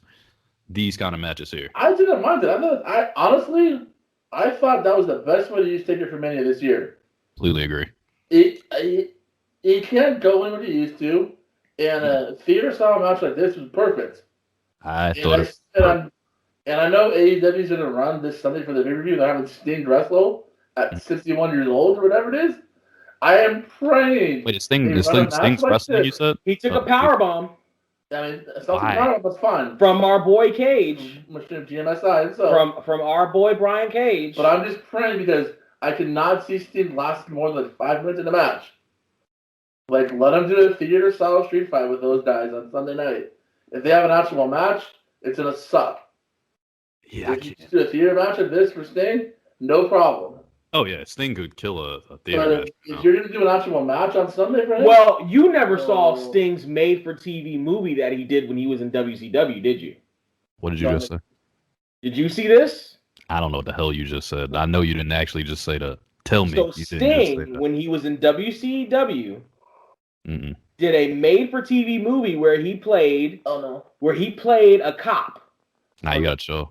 And it's on YouTube. It's on YouTube right now. And it's called, hold on, there's a pic from it right now. Nah, it's okay. Fucking, what the hell? Hold on, where's his IMDb? There's his IMDb. Steve Borden. Why are you saying his government? Did a movie. Like don't be disrespectful. He did a movie. Where is it? Oh, filmography. He did a movie on TNT. In like 90 with like Daisy Fuentes. What? Yes, Daisy Fuentes was his love interest. Let's just say I don't know who that is. I have no idea who Daisy. Oh, I should have been right here the whole time. Daisy, you don't know who Daisy? She was like one of the first hot ass MTV girls. Look, man, I don't know names. You know damn well I don't know names. Shutter Speed was the name of the movie.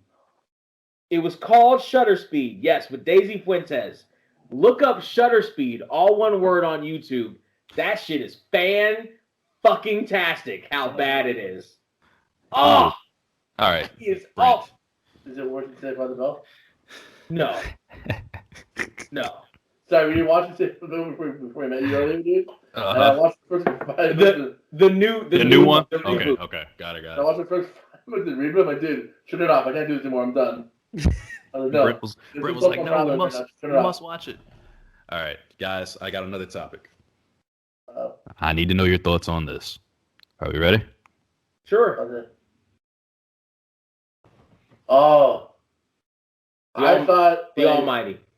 It's about time, honestly. The Almighty. Like, I mean, for Lashley to finally come back and get a push that he deserves, bro. I love when a year ago he was with Lana, and in a stupid storyline like that, to a year later being the champ. Oh, don't forget his sisters. Yeah, and his sisters and everything else. I'm trying to. Thank you. I am so happy. Just to see him with the belt, I was like, he deserves it. Like a real belt. Yeah, an actual title. Not the TNA title. An MMA fighter, a heavyweight, pure heavyweight who has a better physique than Brock Lesnar has and has a better record in MMA than Brock Lesnar has, to finally get a real push in WWE. To be relax. fair, I know it's not UFC. Relax. Calm down. Shut up. I know. Still, I mean, Lashley to me, I've but always it's not felt Paul like... Heyman, David Troy's separation is what I'm saying. It's not like that. He's here, then Troy's down here, right? Exactly. Do you okay? He's the crotch lover. Right, exactly. Crotch level. That's exactly. Well, let me ask you this side note real quick though, Brent. Just because you said that, do you think that Lesnar would actually beat Lashley in an MMA fight? Ooh. Because the way you said that as if I'd pay to see it. I would definitely. Now, I don't know. Then now, maybe not. Let's go then. Both at their peak. Both at their peak. Mm-hmm. I think Lashley. I still think Lashley. Brock was a fucking beast. He was a beast, but if you put Brock on his back, Brock was a fucking animal. And Lashley has that wrestling background too that he will help him up. Exactly what I'm saying. I don't know. Now I would give it to Lashley. 10, even 5 years ago, I don't know. I'm still going Lashley because I feel like Lashley is not scared of Brock. Most people were getting in the ring with Brock like I'm sure he's not. But he has no fear, bro. He's been wanting Brock on one of the levels. Like I feel like he low-key went into MMA because Brock went into MMA. Like I want this guy. I'm gonna find him. I didn't get him in WWE when I wanted him originally. They didn't give him to me. So then he went to MMA. Okay, I'm gonna go train MMA. And then he's like, okay, I'm gonna come back again because I want Brock. Like that's been his wish. He wants him. Like I think he's wanted him for a long time. So I don't know. I'm team Lashley on this one. I got to stop blocking his face so we can see that victorious championship face for a second. I'd have to see Lashley. I mean, it'd be a good fight. I would love to see it. It's hard. It's hard to argue. It's hard. I Jake Hager. I can't give you that anscer. See, but here's my thing though. I can't argue your point. Here's my thing though. Are we doing 3 5-minute rounds or 5 5-minute rounds? Is that good? If it's a longer fight, it's Lashley. Lashley for sure. I'll say 3. Let's say 3. Let's say 3 because neither one of them. Well, 3? Brock was champion. So yeah, but I feel the longer Brock would be in a fight, he would get gassed. Where Lashley's in better shape and can go a longer distance time wise. But Brock's not going to let it go too long. Yeah, that's But true. how can he stop him? Brock wasn't a with his fists. Brock has ham bone ass fists. He does. On the end of his tree trunk ass arm. He has giant fists. That is true. But I also watched this man get beat in a circle. Now, mind you, that was after diverticulitis or whatever that stomach thing he had. So I get it. We're talking about that one fight at the beginning of his career where he got tripped, where he got dropped. He got a drop toe hold, and because he got overly aggressive. That's exactly what it was. Frank Mir caught his ass on the heel hook, and he couldn't get out of it. So I just think about his carelessness and the reckless abandon he had because he was going up against smaller people. When you look at him going up against who was it? Overeem? He went up against Overeem when it was it was damn, what's the big steroid dude? Shit. Man. Jones? Chill. Don't do that. Do not do that. Brent, I'll punch you in the face. Jones? Don't talk about Bones like that. Yeah, don't disrespect Jones like that. I will knee you, elbow you, I'll poke you in the eye. Like I'll do everything Jones does. Don't play with me. Disrespect the motherfucker. How many times is the motherfucker getting popped for shit? It was a long time ago. How many times? How many as a heavyweight times ago? As a heavyweight, never. Yeah. Not once as a heavyweight. But not because when he went up, I think it was Alistair Overeem. Yeah, when he went up against Overeem when he was on roids and he was super big, Brock didn't come with that crazy reckless abandon that he was doing against those smaller heavyweights, and that's what he would have to do with Lashley. That's why I don't think he would have. I think it would have been a beatdown because he wasn't a technical boxer. The way he stood, the way he fought, everything was weird from Brock. So I don't know. I don't see it. I just don't see him dominating Lashley like that. But that's just me. I absolutely don't think it'll be a dominant thing. No. I think Lashley would. I think Lesnar rather would go for the quick thing. I don't know necessarily be dominant. He would go for the fast. He would go for the fast. Yeah. I think it's disrespectful that we're sitting here talking about Brock Lesnar when I've got a Lashley picture up. By the way, this is dirty. I don't want to talk about him anymore. This is Lashley. In terms of Lashley winning the championship, it was really the only thing WWE could do for the good of the belt. Could do. Yeah. Right. Yeah. They booked themselves into a corner. Yeah, they did. They did. And they've done this one though. I still like the Miz one. I know you hated it, but I like the Miz one, and I like that he lost it almost immediately. I'm not even mad at it. He I'm not should even mad have at lost it immediately. I'm not even mad at it. And the way he beat McIntyre, it gave McIntyre the same kind of like he got destroyed by Lashley. He did not get destroyed by Miz. And he got destroyed by Lashley at the Elimination Chamber. So it made him look super strong. Didn't take anything away from him. It gave Miz a second title run, which he needed for his legacy's sake. I think he needed for him to say, because like that one time, all you have is The Rock, right? You say, okay, that was The Rock and Cena. He was just a piece of that. For people like me to actually stand. He was just a piece of this. No, he was. But that's the thing. History will forget that. They'll just say he was a 2-time world champion. A lot of people will just say he was a 2-time world champion. Now the only issue I have with Lashley as champion right now is into a bunch of Intercontinental people.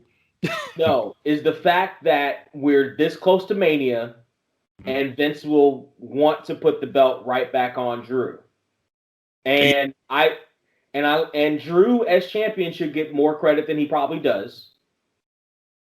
Do you think he's back on Drew?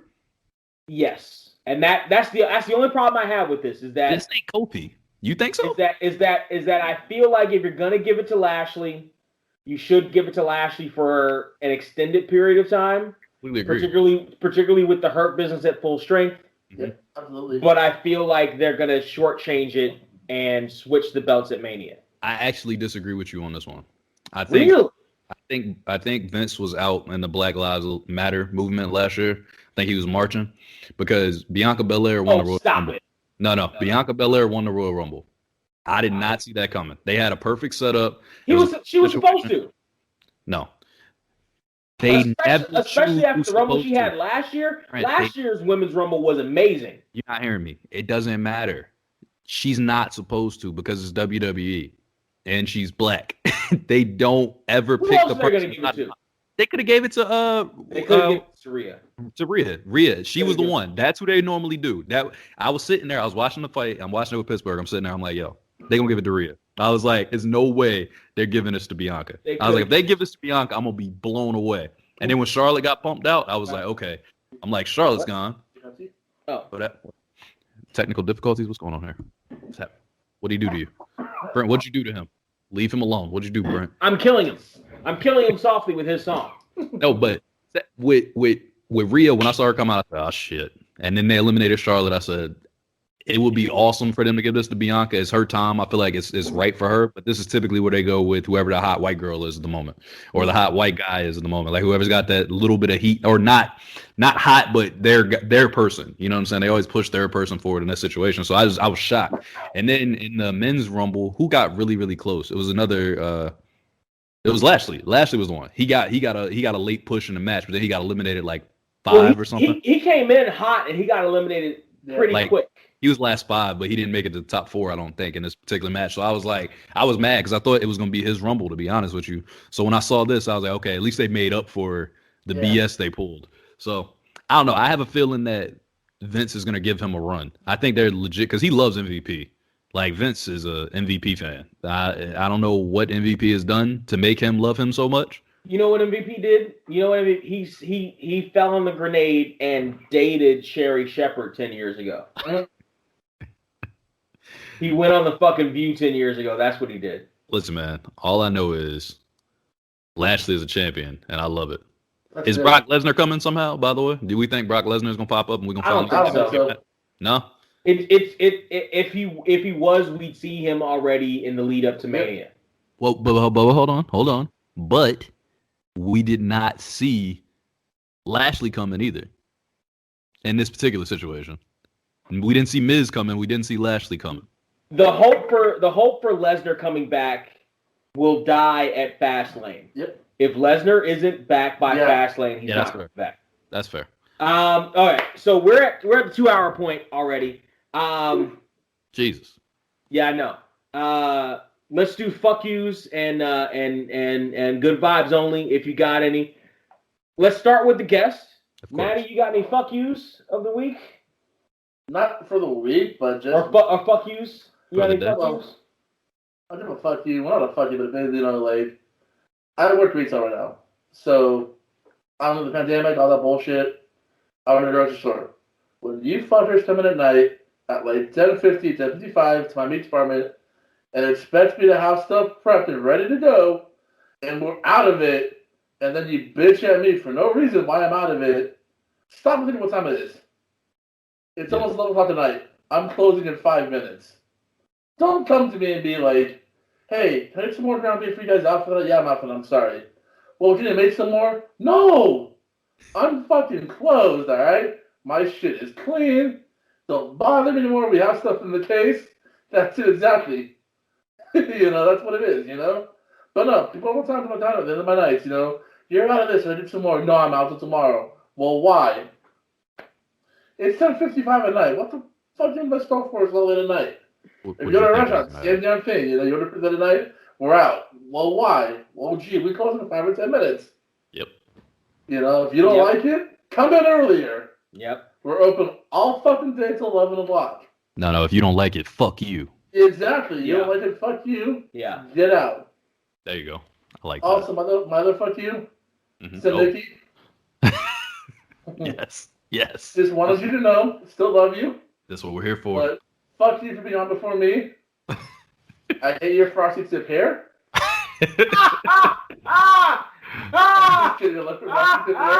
Nikki's about to phone in right now.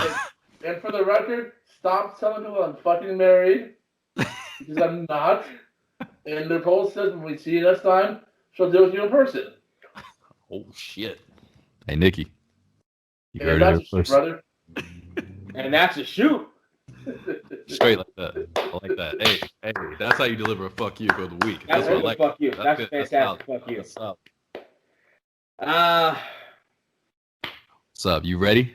Any fuck yous? You ready, B? I'm gonna start saying it to you like you're Beyonce.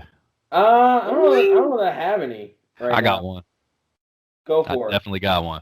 All right, so my fuck you of the week goes to whatever the hell tried to kill me last week. I don't know what you were. I don't know where you came from, you piece of shit, cold, flu, half corona, not corona tested, whatever you were that tried to murder me. But fuck you, because I didn't deserve that. I was on a good run. My life was going well. And then you just dropped a ton of bricks on my head, gave me a headache for days, made my stomach sick, gave me a bloody mouth, Brent. A bloody mouth. That's my job. Okay, relax. I still don't know what that is. I still don't know what happened. But nonetheless, I'm better now. And I'm here to tell you, if you ever show your terrible looking face around here again, I will fuck you up. And I will take you to Brent's house to sleep with him. You got it? So fuck you, whatever you were. That's the privilege. Hey, you know what it actually was though, dude? It was just Brent trying to get you sick. That's all it was. Probably. Brent was put his Parmesan didn't make, trying to get you to do some voodoo, get you a little sick, You know how you look into the sun too long and then like your eyes hurt? I think I've been around Brent too much, and that was the like effect of it. Like it all came out at once. It was like overexposure to radiation. You know what, Trey? Get out. I'm trying to feel a little sicker. Get out of your house. You done? Is you finished or is you done?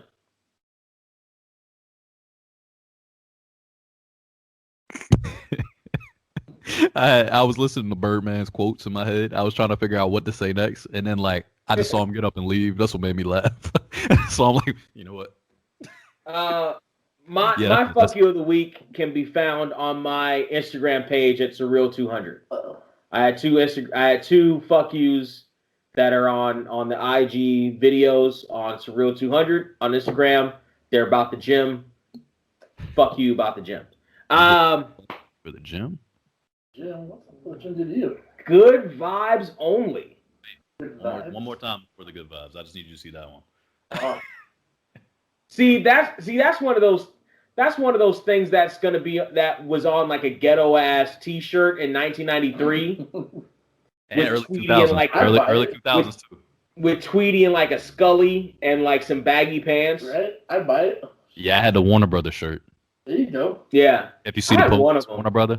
I had Taz, Bugs, and I think Daffy. My shit was hard. That shit was gangsta. Good vibes. Good vibes. On the good vibes. Good vibes. It's something we want to uplift for the week. Good vibes. Good vibes. Who's got Maddie? You got some good vibes? Something you want to uplift for the week? Give a good vibe actually. Excuse me. Tell you what, you take your time on that one. Trey, you got a good vibe you wanna hit us with? Yeah, give me a second though. You go ahead. If you have one on deck. If not, then you got okay. So if you got it, go ahead, Matt. My good vibe. Shout out to one of my good friends, Aileen. She just recently had back surgery a couple weeks ago. It's some major back surgery. She had some problems with her disc and stuff. So she's been at home the last couple of weeks. I haven't been able to see her for a while. Just give you a shout out. Hope you're doing good. Me and the phone miss you. Hope you're doing good. Look forward to seeing you soon. Get your back healthy. And tell your husband to help you out in our house some more. And you're ready because I'm going to beat him up in fantasy football later this year. So if he cries, I'm sorry. That's Lots of love, guys. Lots of love sent from the How Do We Even Get Here podcast. You too. Speedy recovery. Yes. Because that's no joke. Back surgery is real. Oh, she got major back surgery. She's got a rod in her back right now. She's got to learn to walk and everything. Yeah, back shit is different, and that sounds even worse than regular back surgery. So that's yeah. She's been up in the house for a while, but no, she's a good person. Good vibes. I like it. That's good. Yep. My good vibes. Go ahead, glasses. My good vibes go to the manufacturers of weed. It has gotten me through this week in a major way.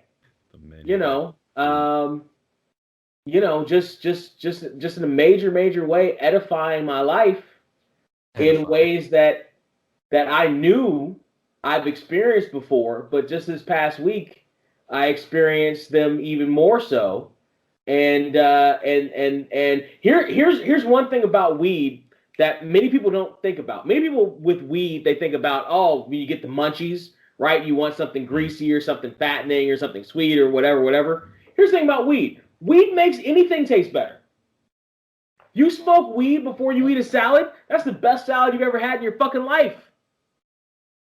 So, is that right? So if you're going on a diet with some shit that, you like but don't necessarily love, or you miss something that you pass a greasy spoon or whatever the fuck, right? You want to have something else, right? Like, for some reason last week I was smelling fucking KFC biscuits around Long Beach. I don't know why. I don't know what was burning in the air that made me smell KFC biscuits, but it was literally all over the fucking place as I was driving through. Kept breaking his apartment and leaving little crumbs in his nostril while he slept. I don't know. I don't know what the fuck it was.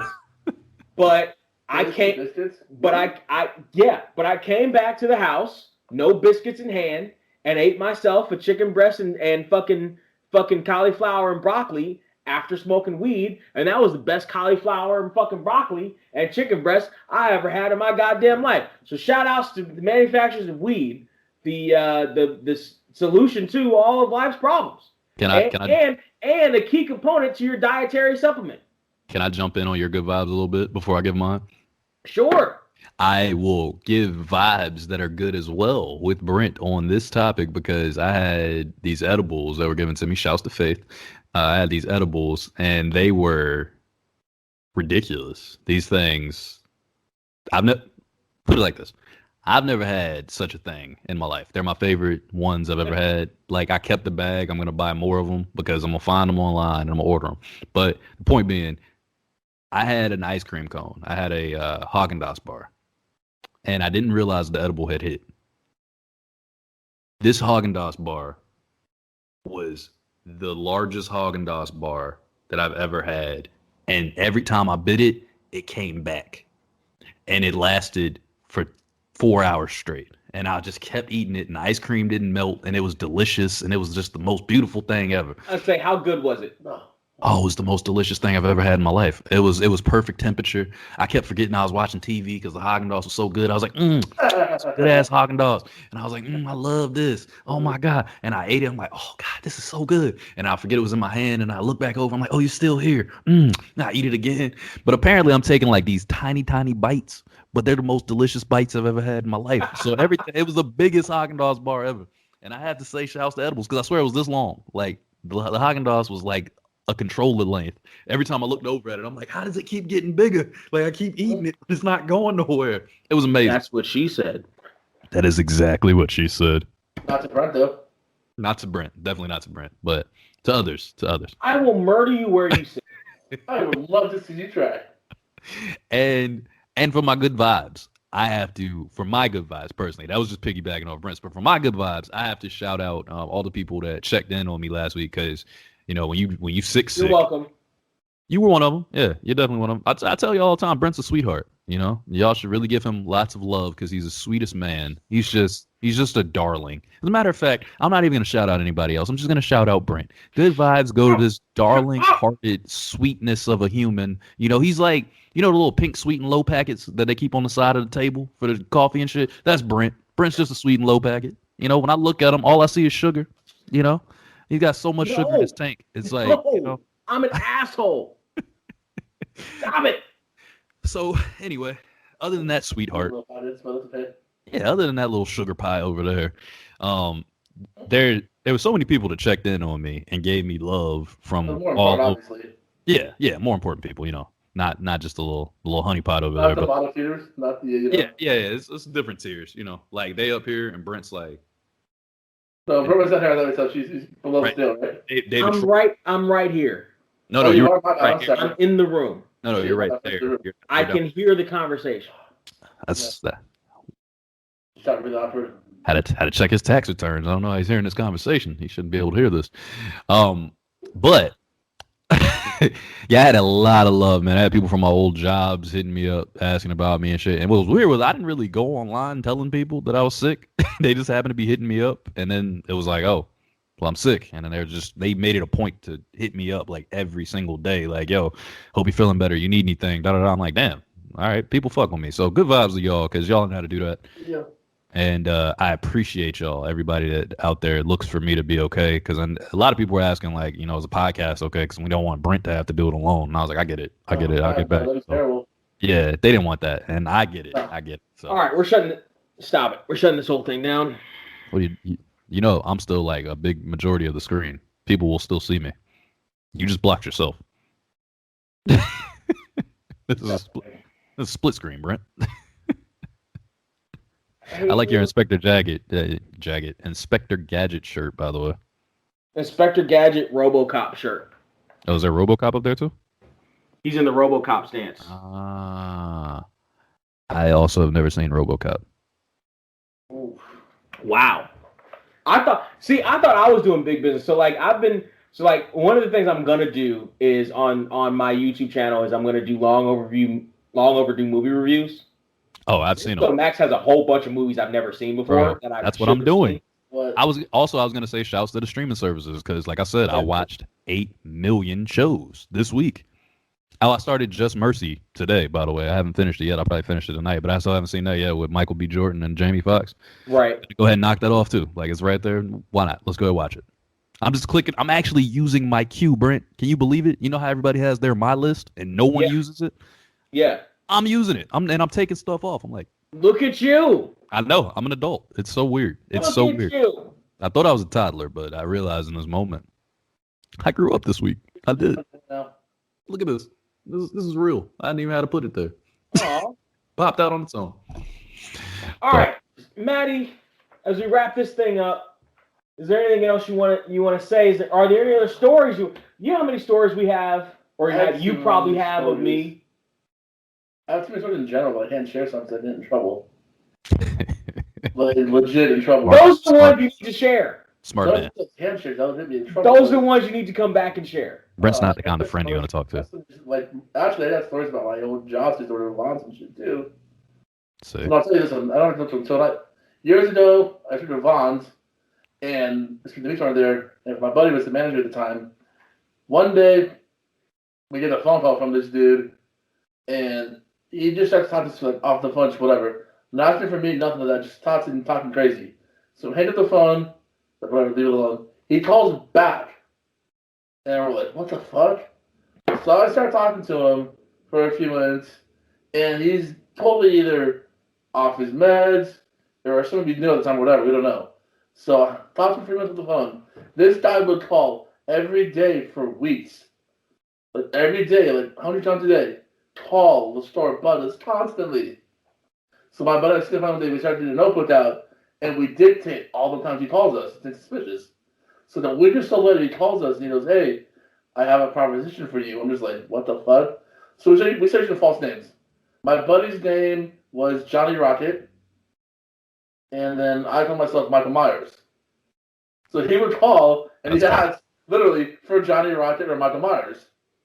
So if you want to talk to him, we'd be like, Michael Myers, also a former wrestler at M1W. Yes, but not before I met Mike. And Mach 1 Wrestling. But so anyway, so he calls all the time. Shout outs to Mike Myers. So he calls all the time and bugs us, and this is getting annoying. So he calls us one day, and we're like, all right, what's your deal? Like, what are you trying to offer us? So basically what happened was the guy was calling because he wanted to offer my friend and I some money to go find some kid that narked on him and allegedly got him locked up in prison. Oh, shit. And my boss looks at me and goes, what the is going on? Hold on. So we're sitting here and we're just like, I have a question. This is getting crazy. Go ahead. No, go ahead. Keep going. So we hear the phone. Like, dude, you will never believe what just happened. He goes, what? I told him, he goes, document it. We write it down. He calls back and goes, I'm serious. And we're just like, dude, this is getting really fucking creepy right now. Like, no. Hang up the phone. So he stopped for a day or two. I'm at work one night. You're to leave the store with my buddies to the Angels game one night. And I answer the phone, and all I hear is, did you miss me, Johnny Rocket? And I'm like, oh, hell no. This motherfucker calling again? And I'm like, what do you want? My offer still stands if you guys want to take me up on it. And I'm just like, well, what's your offer? He offered us $50,000 a piece. Go find this kid. Hey, you still got his number? No. Oh, okay. No, sorry. I mean that sounds useful. Yeah. So Are you trying to do the podcast a little different next week? On him that he probably doesn't even know or whatever.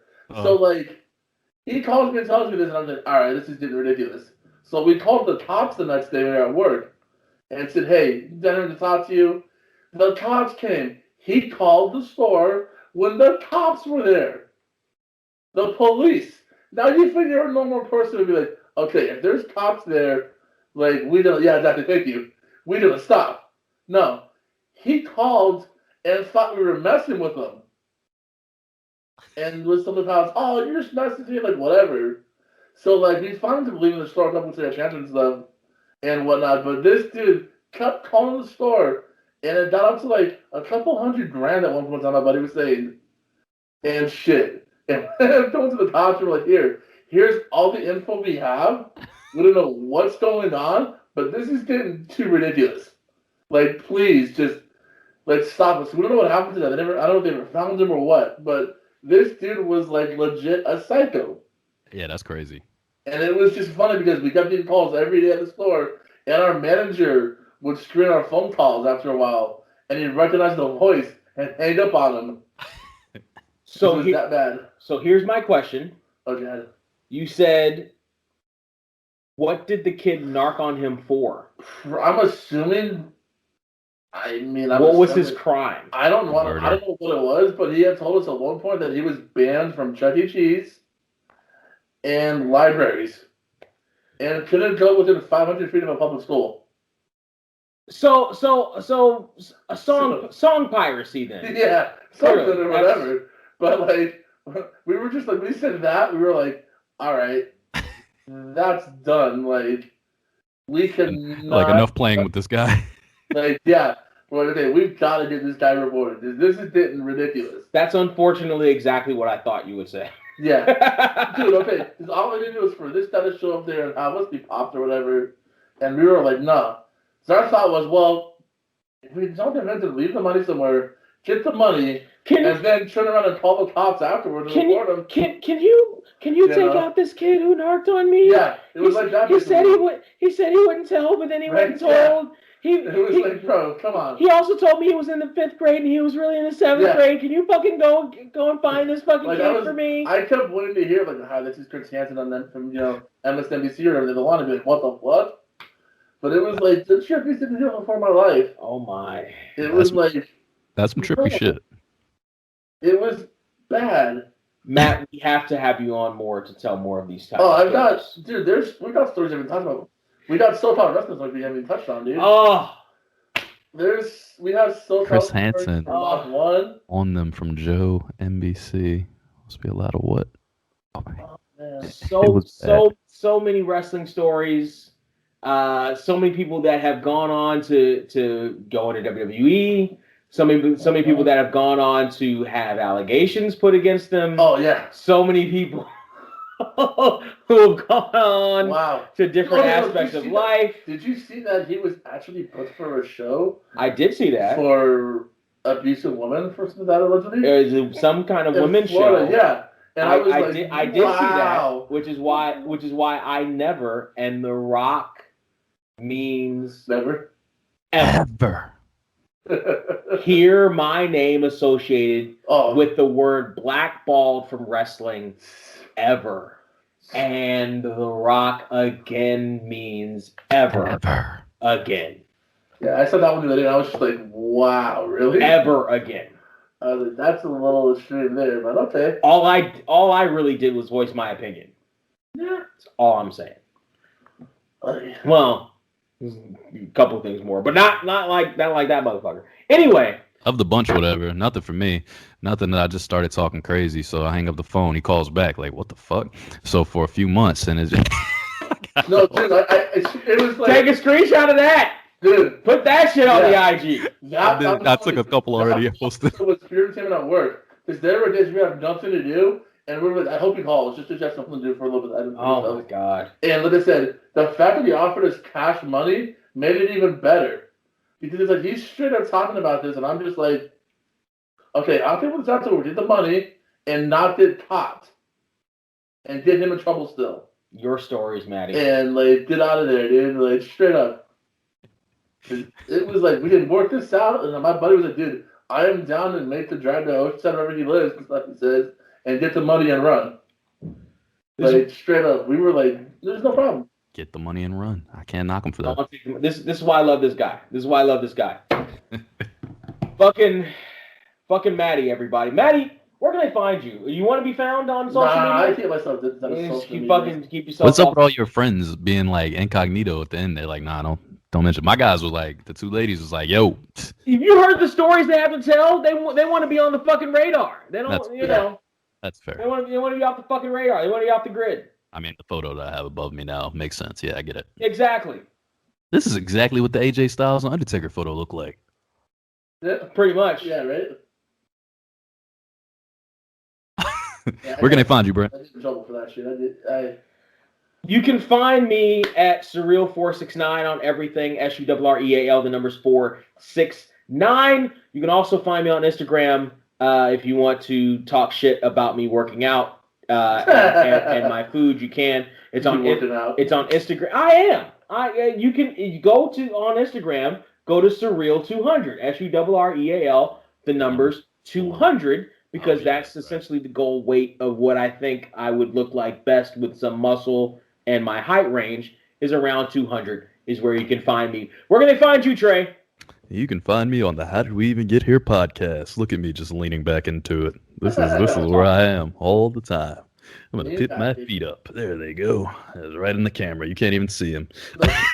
No, you can find me at 1989 TRE on everything except for YouTube because YouTube hates me.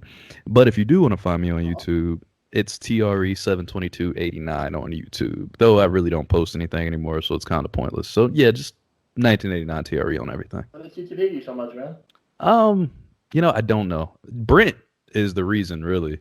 He got one of my songs flagged. Yeah, he kept using one of my songs, and then after like 10 years, they came and pulled one of my records down because of Brent. I blame Brent for that. Listen. My page was so. I gave you the most crucial thing that any local wrestling promoter can give another person: exposure. Oh, it's my mom. Wait a second. Hold on. Exposure. Oh, hold on. Of course, it wouldn't be a recording of the show without somebody calling you. Hey, Mom, I'm recording the podcast. You want to say anything to the people? Shout out to Trey's mom. No. Someone always calls him. She hung up. We almost made it. This was a long episode. We almost got there. Almost made it. We're already in intro. Got there. Hey, mom, give him a break. Someone always calls him during the recording of the show, and they never want to talk. Well, this show is not calling you. Anyway, you can find us at our best place to find us. Where can they find us, Brent? The best place to find us is on our link tree, which I don't know where it'll be on this video, but the best place to find us on our link tree, linktr.ee/getherepod is where you'll find all our links to all our shit. If you're watching on YouTube, it's in the description below. Yes, down there. But if you're not watching on YouTube and you're listening somewhere, you can find us on YouTube at tinyurl.com/getHereTube is where you go. That creepy, that one. Oh, is that the ultrasound your baby mama sent you? Listen, I'm not gonna lie. That's actually scarier than the real Michael Myers to me. That's terrifying. If I saw this shit, fuck Chucky. If I saw that, oh my God, I'm out. I'm gone, bro. That's it. Look at this thing. People wonder why I don't have kids. That's why, because that's what they all look like to me.